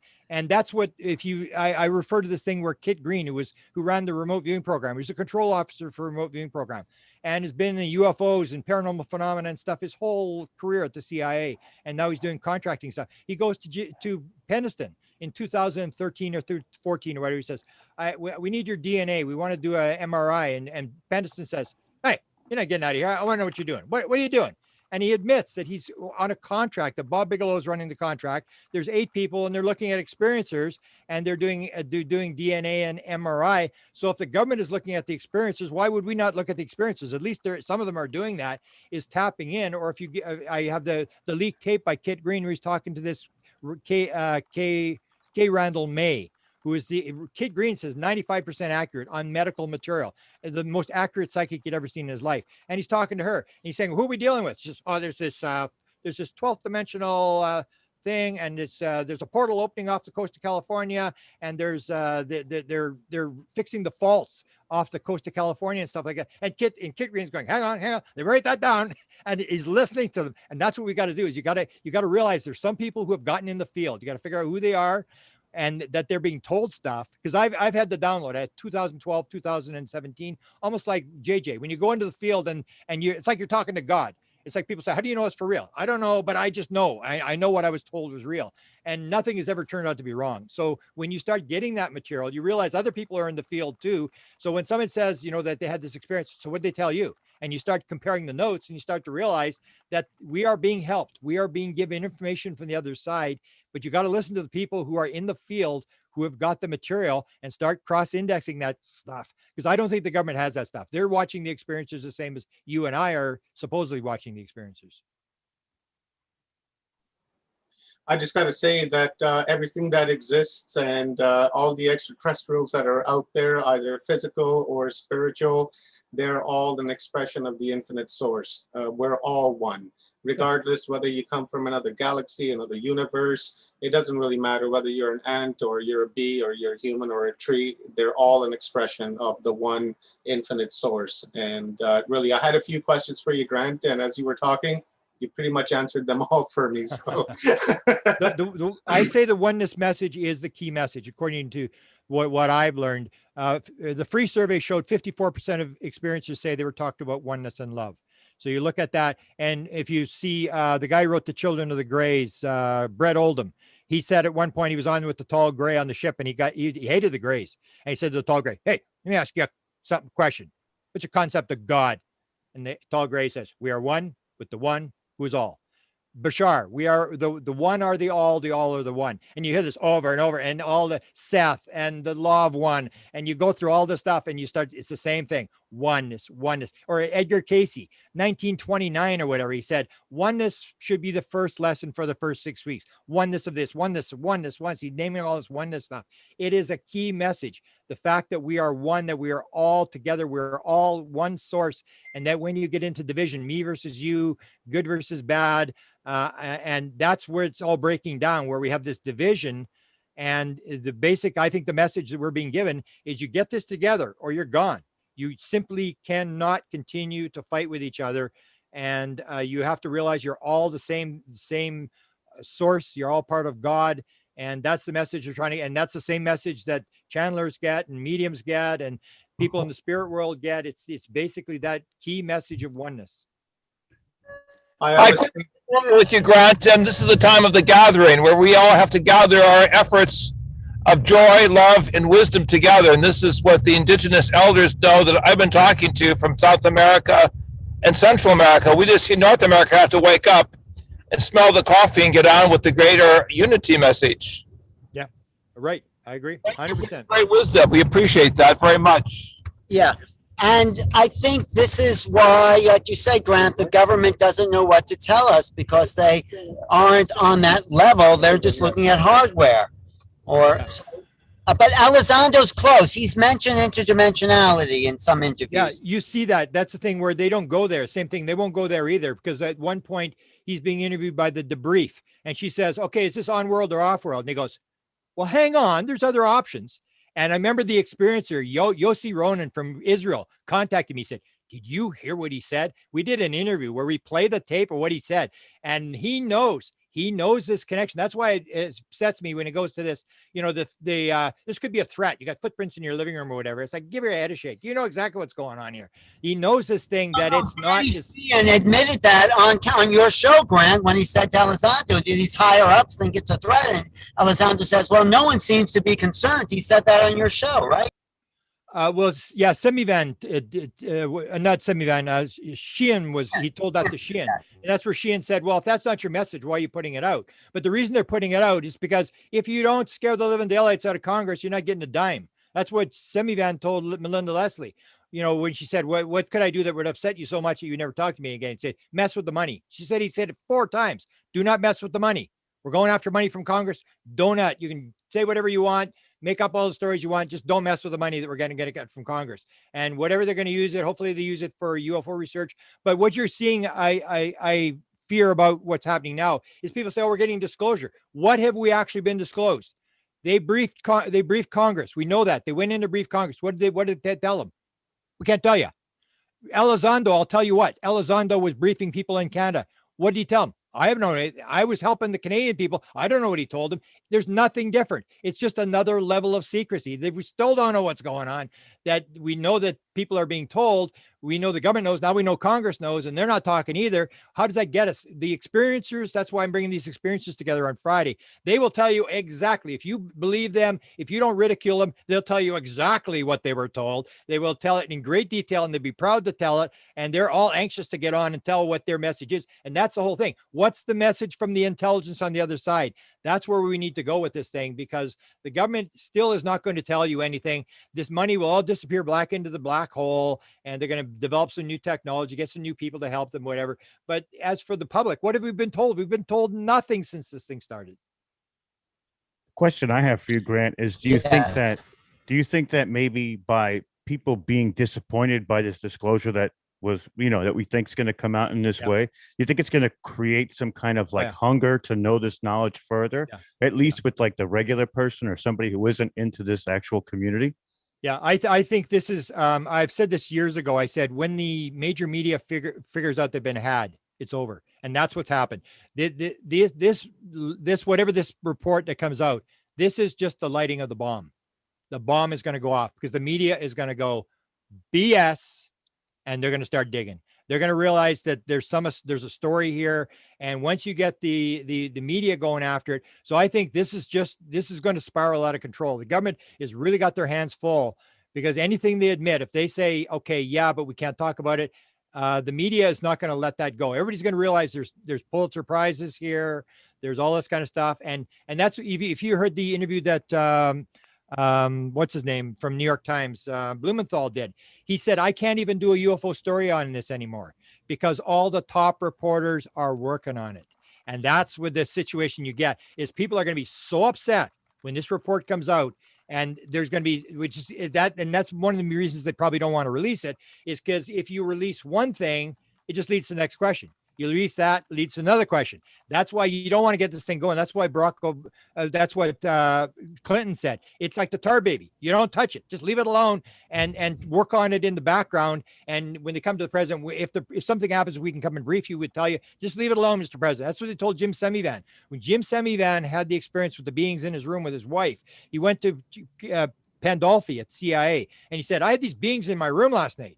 And then Pandolfi said, you don't have a need to know. He said, I don't have a need to know. You bring your boss's boss in here and we'll see who doesn't have a need to know. They bring in the head of the CIA in to talk to him. He said, Jim, pretend it's a one-off. Leave it alone. This will ruin your career. Do not touch it.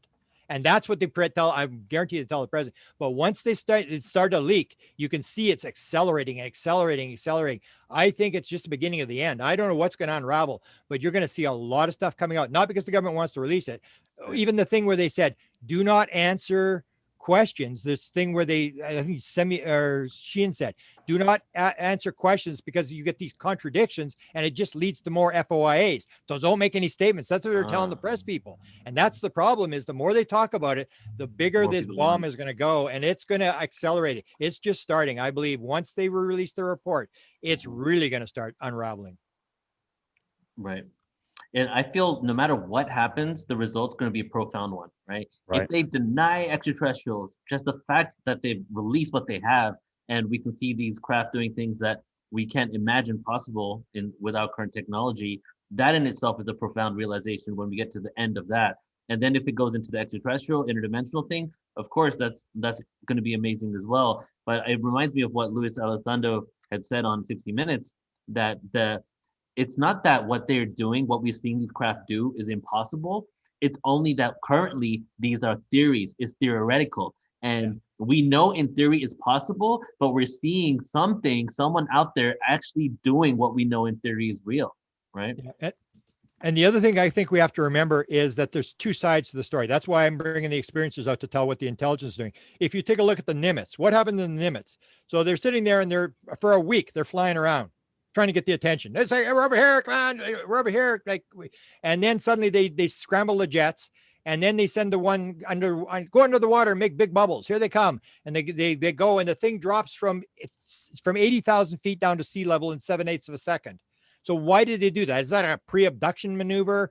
And then they were on the ground as Fravor flew over. The thing would look like a fly inside a bottle, and it's bouncing around all over the place. So what are they doing? You got to remember, the intelligence is disclosing as well. That's the way they're doing it.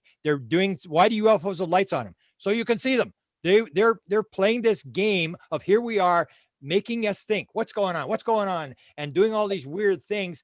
They're pushing it. They're giving information to the experiencers who have made this pre-birth agreement to come in to move this message. So you get past the interference of I think also what Elizondo says, the phenomena is now quantum physics. That was in the ATIP documents. And if we look at it in terms of quantum physics, we have to operate not with a linear mind, but with a multiple perspective. It goes down to the observer. The observer effect is key, like you're saying, Grant. So I think the ETs, whoever's flying those craft, know how to use consciousness to manipulate time and space and really transcend everything that's shocking to us in terms of linear physics. So this is what the phenomenon is showing us. I agree with you.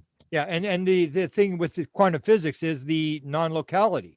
The whole idea that everything is connected, everything's one. You're starting to see these things all line up, where you can cross-index one to the other. Like how many times did you see quantum physics talked about in the UFO community in 1970s or 80s? Everybody gives a lecture now. They're talking about the dual slit experiment and the spooky action at a distance. Everybody knows all this stuff's connected to UFOs. It's all the same thing. And so that's my lecture at Contact in the Desert is what John Mack said. If we're going to understand this thing, we need other ways of knowing.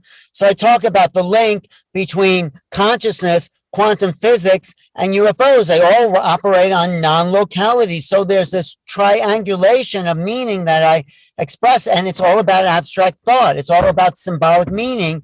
And this is what I think, how we need to think. We can no longer collapse the wave function, but keep it fluid. Everything is in process. There's no definitive results. This is other ways of knowing, in my theory.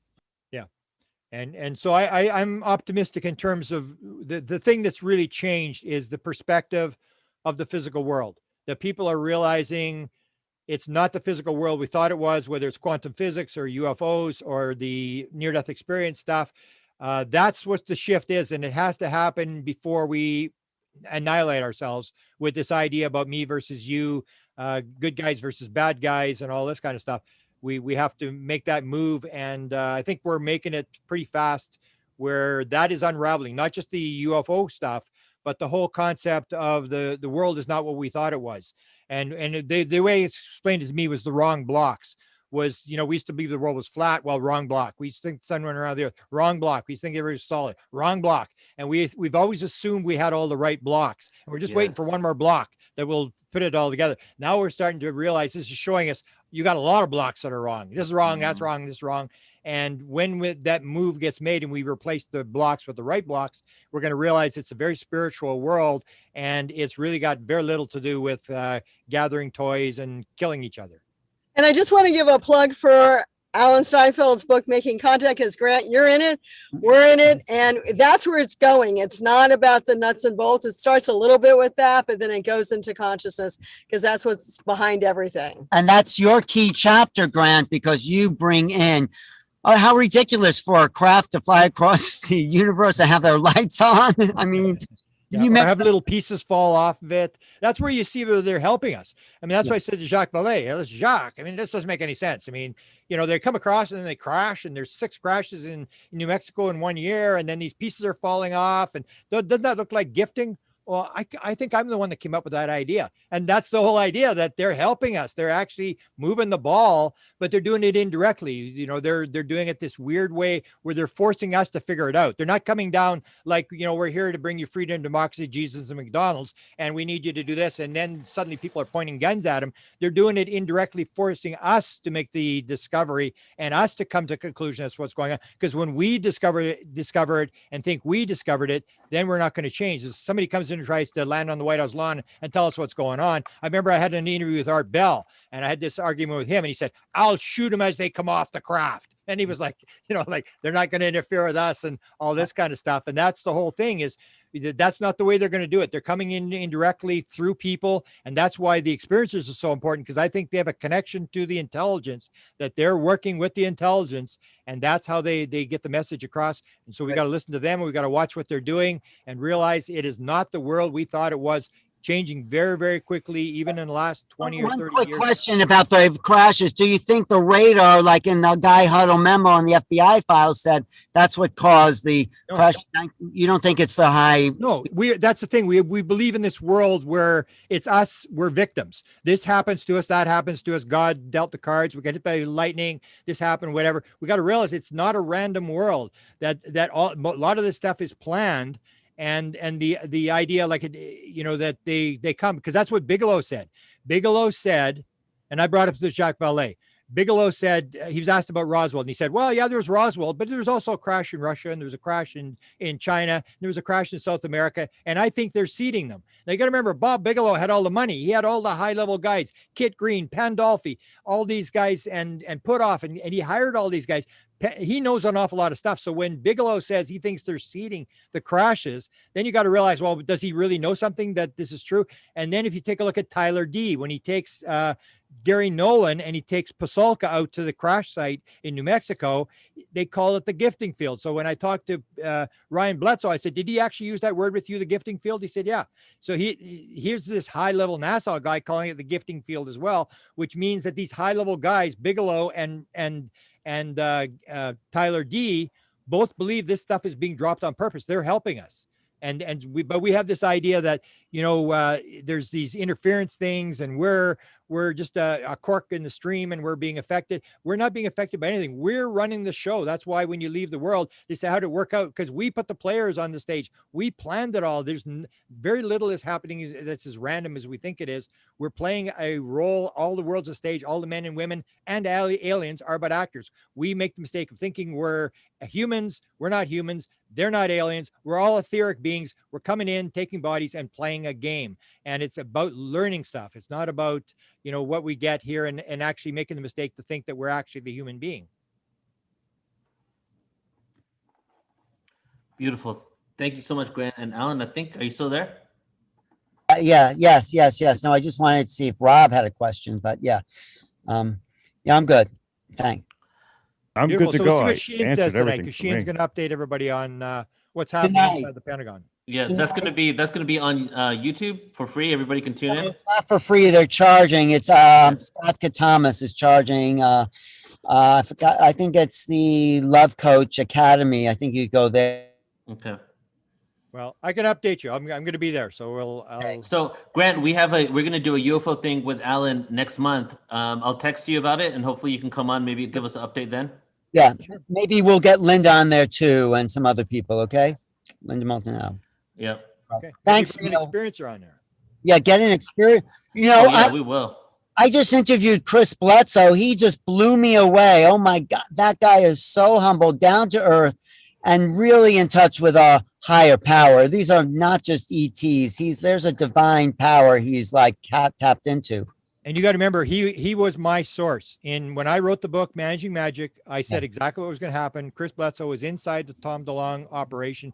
That's why I knew what was going on when he said there's high-level people are going to come and they're going to announce UFOs are real and they're going to force this thing out. It was Chris that told me back in 2000, late 15, 2016. He said the big man's going on 60 Minutes, and he was there. And then what happened was, he talked about the money. I won't say how much money, but he was offered this huge amount of money from Tom DeLonge to do his story. And in the end, Tom DeLonge wanted to put reptilians in the story. And Chris said, no, not going to do it. He turned out huge money, major money, production money for it. And that's the whole deal, is everybody wants to have the adversarial, the good aliens versus the bad aliens or whatever. But Chris stood his ground. He has turned down Warner Brothers $80 million deal. He's turned everything down to make sure that the message is told correctly. And the part of the message that is important now is the woman told him when they make the announcement, they are going to flip it or they're going to switch it. And that's where they're going to do this thing now where they're going to say this, evil aliens and stuff like that. They're going to flip the story. Oh, I didn't know that, but this woman, this divine feminine presence gave him a lot of messages, and that was what the movie was going to be called, The Message, and it was the message that he'd gotten from the lady. I remember arguing with him one time. We were going to New Jersey Airport, and I'm arguing with him in the back seat about something she said, and he looked over at me and he said, "Look, I was with her, you weren't." And I went, "Oh yeah, okay, sorry." No, Chris Bledsoe blew me away. He's just an incredible person, really, really core, solid. And he said almost from the beginning that this was spiritual. This is a spiritual thing. And he's going to turn out to be right. The same as Jacques Vallée is going to turn out to be right, where he said, I'd be very surprised if this just turns out to be simply ETs, from other planets. It's much more complex and it's much more spiritual. And it's got to do with this oneness thing. We are all cells in the human body. We all have a role. And when we decide we're going to be the cancer cell, they're going to take down the body, then the aliens come in and say, no, you all got to work together. Wow. You can't be the cancer cell. Everybody's got to work together. Otherwise, the body will die. That's what it's all about. Right. So getting into the whole experiencer, what was going on with the experiencer is very important. And yes, we will definitely have that component in our UFO event. And as you know, we did an experiencer panel at our last conference. And for the last 2 days, we did a 2-day summit on experiences that went out on our channel as well. Because it really is, we start talking about this information, but it's really about what is going on. And for me, the thing that I'm the most interested in is our ancestry to these beings, what they know about our origins, right? And who we are, because we do have amnesia. We don't completely remember our past lives. We don't remember our extraterrestrial life. Some of us do, but not collectively. So to me, that is my curiosity right there. And I am really hopeful that, within the next few years, that we're going to start making a move towards disclosing that information, the depth of the understanding of what it means to be human and how ancient we are. That's our job to do. No, it's not the government's job. Yeah, exactly. We are moving into exciting times. You're absolutely right, Grant. This is the turning point in human history, and it's great to be in this. I'll tell you a funny thing to end. I never thought this. I remember, I don't know if you heard the story. I was at one of Steve Bassett's events, and we're all sitting there, at the end, they got all the speakers up there. And then Steve's saying, "So when do you think disclosure is going to happen in person?" 6 months, 1 year, 6 months. And he comes to me and I said, 2041. You should have seen Steve's face. He was like, how could you say that in front of my audience? So I never thought it was going to happen. I'm as surprised as anybody that it would unravel. But I did say that once the major media realizes it's been had, the game is over. Well, they are realizing it. You get Tucker Carlson saying, you mean they lied to us? I mean, I think they have realized this, but they're afraid to go against the political movement. So there's that faction between the media spin. You look at the guys on the Hill. They're as confused as anything. That newscast, The Hill. They don't know which way to go with this. Who's lying? Who's telling the truth? So, but they are digging, which they wouldn't have dug before. Because I'll tell one more story. I'll tell with the Clinton thing. When Clinton when Webster Hubbell went public in 1997 with the book Friends in High Places, he said, Bill Clinton sent me to identify two things. Bill Clinton was a big, he thought he was the second John Kennedy. Who killed John Kennedy, and are there UFOs? And Webster Hubbell went out to find, and he got stonewalled and all that kind of stuff. So when he put it in his book, Friends in High Places, Deborah Orrin from the New York Post, who was not a Clinton fan, said, what about Mr. Clinton? Did President Clinton send him out to find about UFOs? And he said, we're not going to answer that question. And she said, is what Hubbell puts in his book correct? He said, I'm not going to talk about what private people put in their private books, because then he'd retired. And she said, I sat there and waited for the rest of the White House press corps to follow up, and they all rolled over and played dead. Nobody would touch the UFO question ever. Now they're all on it. They don't care. They know there's a Pulitzer Prize in the offing here. The reporters are now digging, and they're going to unravel a lot of stuff. Great. So the ball is moving down the field fast. Yeah, I agree. Yeah. Seems as Just such. starting. I'm excited. Yeah. Beautiful. All right, I think we're gonna close in on that. Thank you so much, Alan. Do you want to leave with say a couple more things before you phase out? Well, Tell people about your book signing in Petaluma. Oh yeah, if people are in Petaluma. I don't know if I want to give the address out here, but email me at newrealities@earthlink.net. I'll send you the address to this evening. We're going to have the Hertogs there. Stanley Krippner is going to be there. You know Stanley Krippner? He was the original parapsychologist. He's been investigating this stuff for 50 years. But I think Geraldine Orozco is going to be there, and a bunch of other UFO specialists. Geraldine's great. Say hi to Stanley. We're going to live stream it on this channel, so if you can't make it, just look at my live stream. Neil and I have some. I'll tune in. We have some things coming up. You can get my book at Amazon, Making Contact, and chapters with Grant, of course, the Hertogs, Linda Moulton Howe, Whitley Strieber. I have a great previously unpublished essay by John Mack that really reads. If you read that chapter, Grant, you'll see it's really contemporary. He's really been on top of it, and a prophet in a sense is saying, no, we have to listen to the experiences. He said then what we're saying now. So it's a kind of overview of an overview effect of the situation of the last 75 years, all in one book. So Sounds fantastic. Yeah. When you talk to Stanley Krippner, ask him about ports and manifestations. I will. He's the expert, and that's a big thing in ufology. That's why they went to Skinwalker Ranch. There was 20 ports and manifestations. That's why the Defense Intelligence Agency went there. Krippner is the expert on. Ask him the connection between UFOs and apportations, and I'm going to ask him that tonight if he speaks. I'll look at my YouTube channel. Thanks, Grant. Hope to talk to you soon. Good to meet you, Rob. JJ says, good to see you. Steve, I'll keep up the great work. Pleasure to meet you. Pleasure to meet you. Thanks, Neil, again for broadcasting on my YouTube channel as well, youtube.com/New Realities. Grant, I'll be in touch. And I want to interview Richard Doty. You think he's worth interviewing? I did. I'm not sure what to make of him. I did an interview with him, but yeah. All right. I think he's coming around. All right. Interview and try to figure out what to make of him. You know, maybe we'll do a disclosure panel with him. Okay. Yeah. All right. Thanks everyone. Okay. Thanks, Neil, for inviting. Cool. Bye-bye. Thank you, Grant. Thank you so much, brother. As always, you bringing in some amazing information. So we'll be in touch, and then hopefully bring you back on, give us another update in a little bit. Thanks a lot. Take care, brother. Bye-bye. Bye. There we go. Rob, you still with me? I'm here, bud. Great info. Good download. When oh man, that was incredible. Mm-hmm. That was incredible. Yeah. So I mean, everything that Grant's saying, he's basically giving us the historical context of what's happened to this moment. But as we've been trying to, and we are going to continue to be saying on this podcast here, is that it's a consciousness phenomena, right? And as I mentioned about the whole thing with the physics, isn't something that we know is impossible, that we think is impossible, is that we know exists within theory. And these theories, they knew that within maybe 100 to 200 years, we'd eventually be doing this. But what we're seeing that now. And as some researchers have said, the last century is the lost century, because a lot of technologies went black budget and reverse engineered, even since the 40s, maybe even before that. And it went down this whole other route of advanced technology where we were given this little incremental capitalist style technology. So now we're seeing this whole entire phenomena out there that is hundreds of years in the future. So what happens when we start implementing this awareness into modern society is an exponential growth in consciousness. And that to me is going to be the most exciting part is once it, the explosion's going to happen when the dust starts to settle, as I think we're going to see the most happen between us and that person who may be on the fence about this stuff or isn't really into this subject.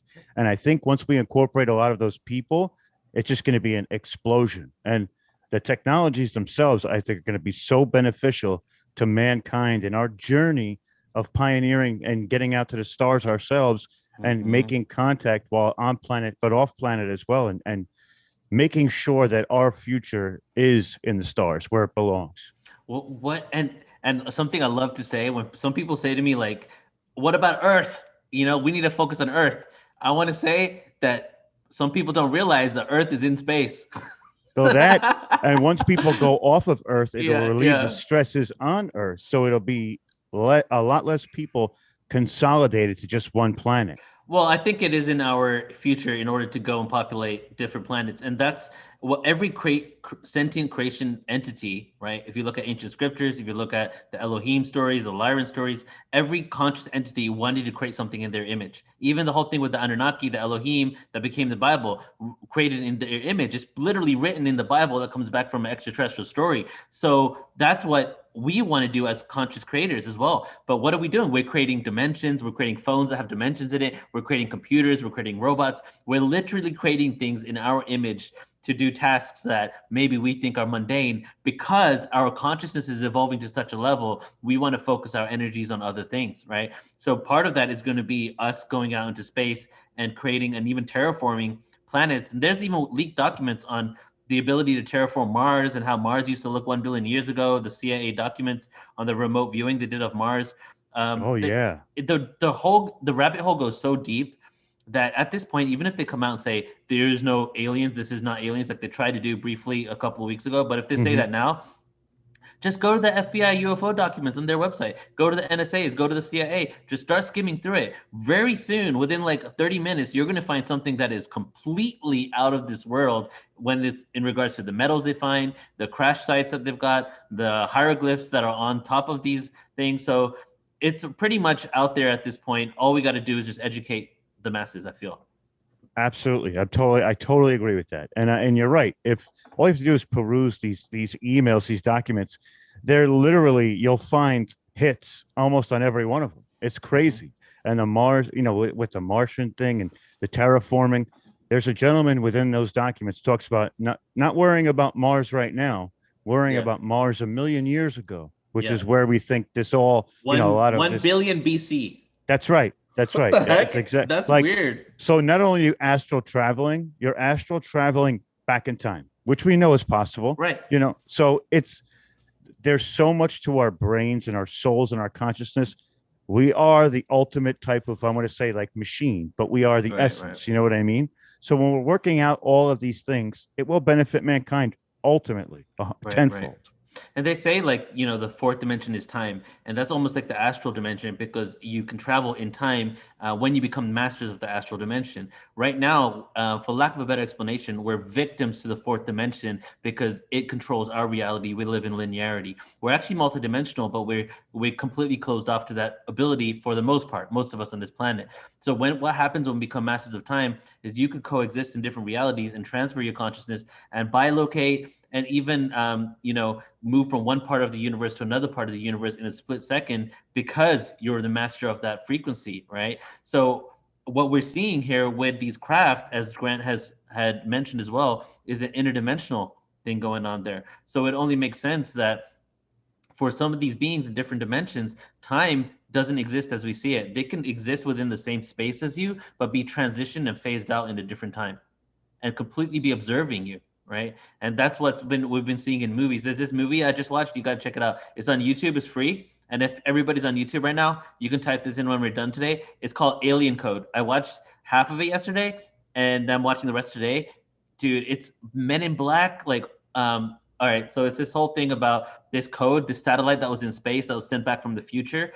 And in this satellite, there's a code, and they're deciphering it. And there's men in black there. There's astral beings. There's these beings coming out of the astral dimension that are trying to grab and take hold of this dimension. And it's just, as always, art imitating life, and all these stories. A lot of these directors, Grant also touched on this too, a lot of these people, they actually go to these channeling events, these disclosure conferences, and they Just get to see, right? Right, they get information and they put it in their movies. Even Gene Roddenberry has talked about that, right? And George Lucas, even James Cameron, the creator of Avatar, said that That's the right. planet that he saw, what he believes is a real place, and he would travel to in his dreams. That's You know? incredible. That's incredible. And you're right. It always does art does imitate reality. And if art imitates reality, we've seen so many different things out there that's just like with Star Trek and, like you said, Avatar, and all Mhm. these amazing journeys we have yet to unfold. Yeah, it's beautiful. Definitely is. All right, so everybody, we're going to close out in just a minute here. I'm going to close out with some poetry, but I just want to mention a couple of things more that Grant said, just to kind of drill it even more. He said, we're finding out one block here and another block of this information, and then realizing that block is not true, and then we're finding another block. So to put it into terms that I can explain to myself, what he's referring to is the fact that the arrogance of this age within science is that when we discover something, we're like, aha, that's it. Right. And then when we discover something that opposes that, what do we say? Aha, no, this is it. Right.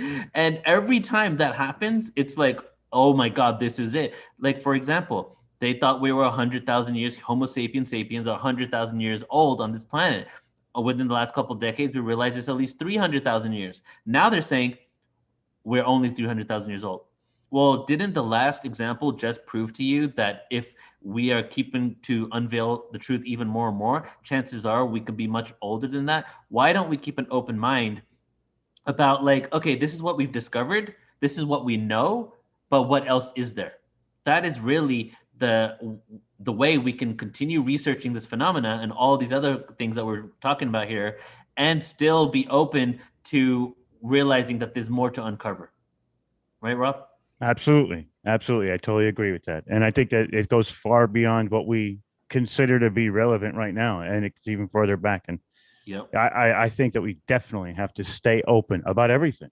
So not just, not just that, but everything. And I think once we attain that ability to look at it through, a non perspective, in a sense of saying just a generalistic type of way, we'll create more information and we'll get more information from everything. Right. And we've pierced through the veil, the subatomic world, we pierced through the atom, and now we're realizing that the subatomic world does not match with the Newtonian world. And we have two realities that we know exist: subatomic world, Newtonian world. But we also know that the equations for both realities say the other reality shouldn't exist.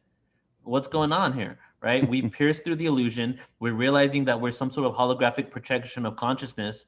And now we're trying to figure out what that really means. And as we're trying to figure out what that means, it's creating a lot of confusion, which is why, for example, quantum computing can do something in a millisecond that would have taken a regular computer 1,000 years to do. The reason for that is pulling everything from the quantum world where time doesn't exist and giving the answers. But guess what? They know how to create quantum computers, but we don't even fully understand what is occurring. Right? Oh, that's absolutely right. Quantum mechanics is still being discovered. There's still things within the mechanical mechanisms of whatever the quantum realm has that we don't know. We're utilizing it. We're utilizing the quantum reality and world and the physics, but we don't really know what is actually occurring there. Why is it that this is acting as a particle and a wave at the same time and showing up in two different places? I don't know, but it's happening. So let's see how we can use this in our technology. Absolutely.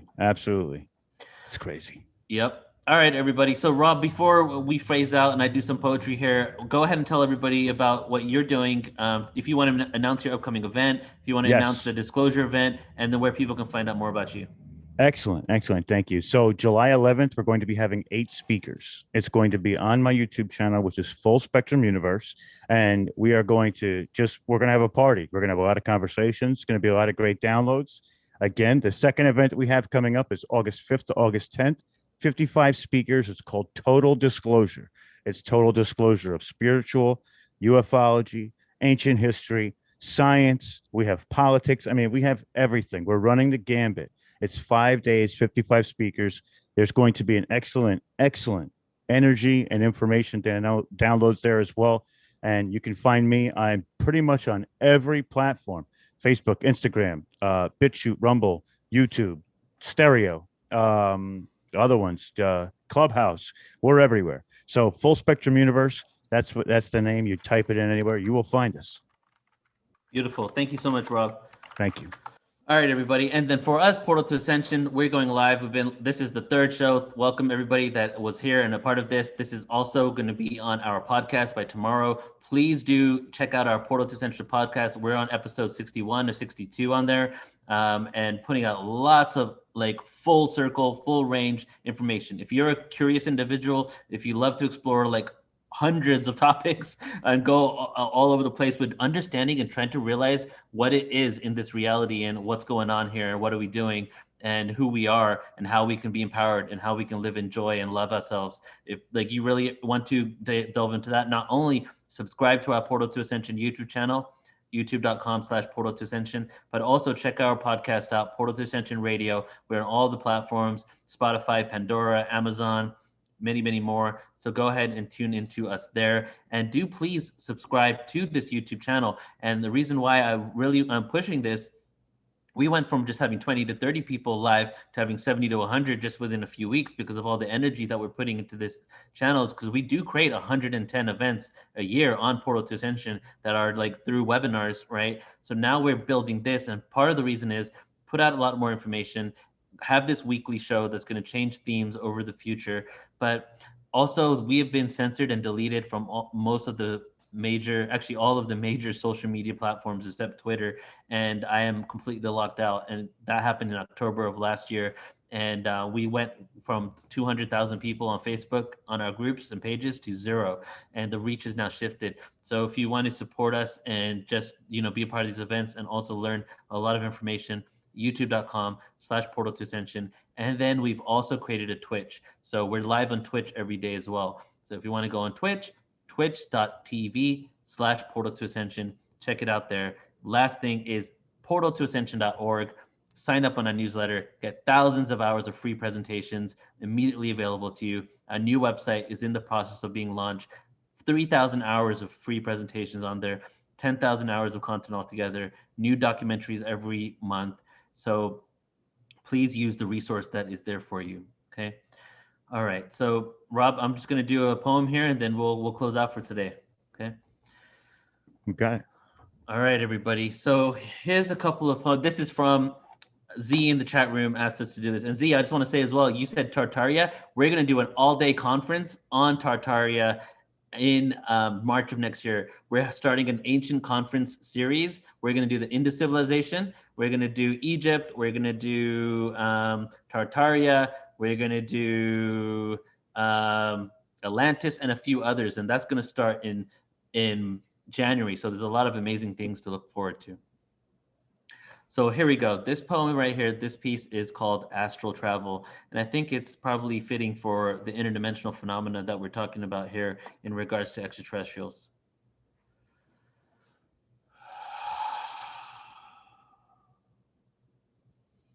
Astral travel, vibrating high at the center of the galaxy.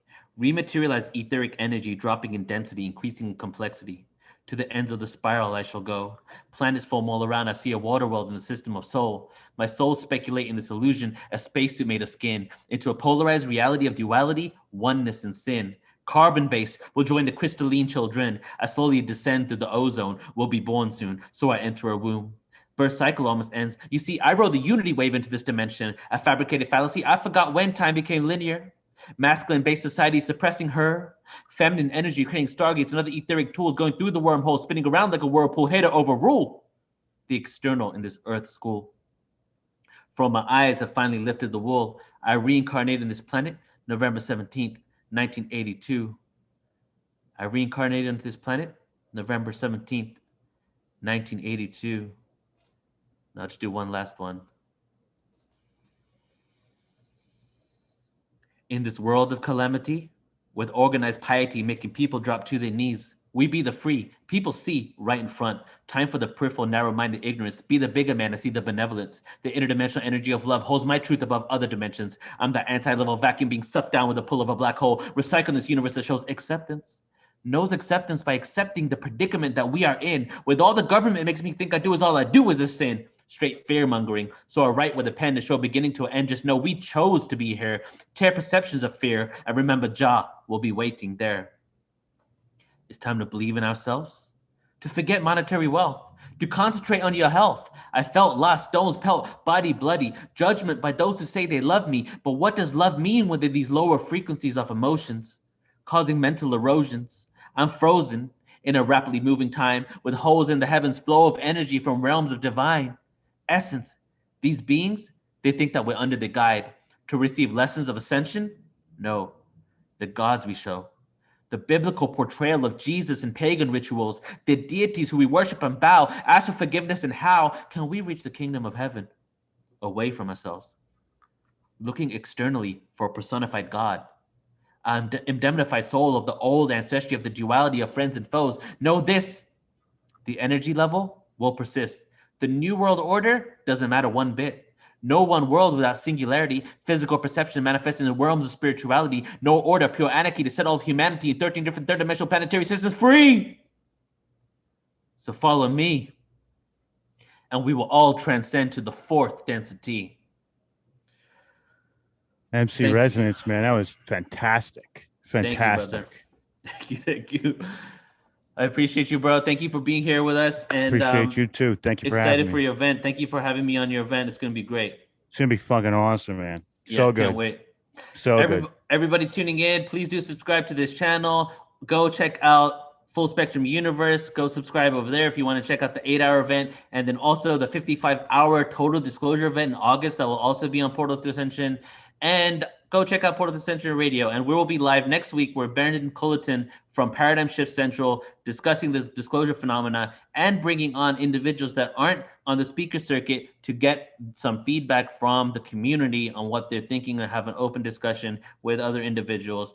If you're interested in either sending some documents, sending some photos or videos to us of sightings, or if you're interested in maybe coming on a future show to give you a little download or what you want to do, go ahead and email us at info@portaltoascension.org or go to portaltoascension.org and go to the contact us page there.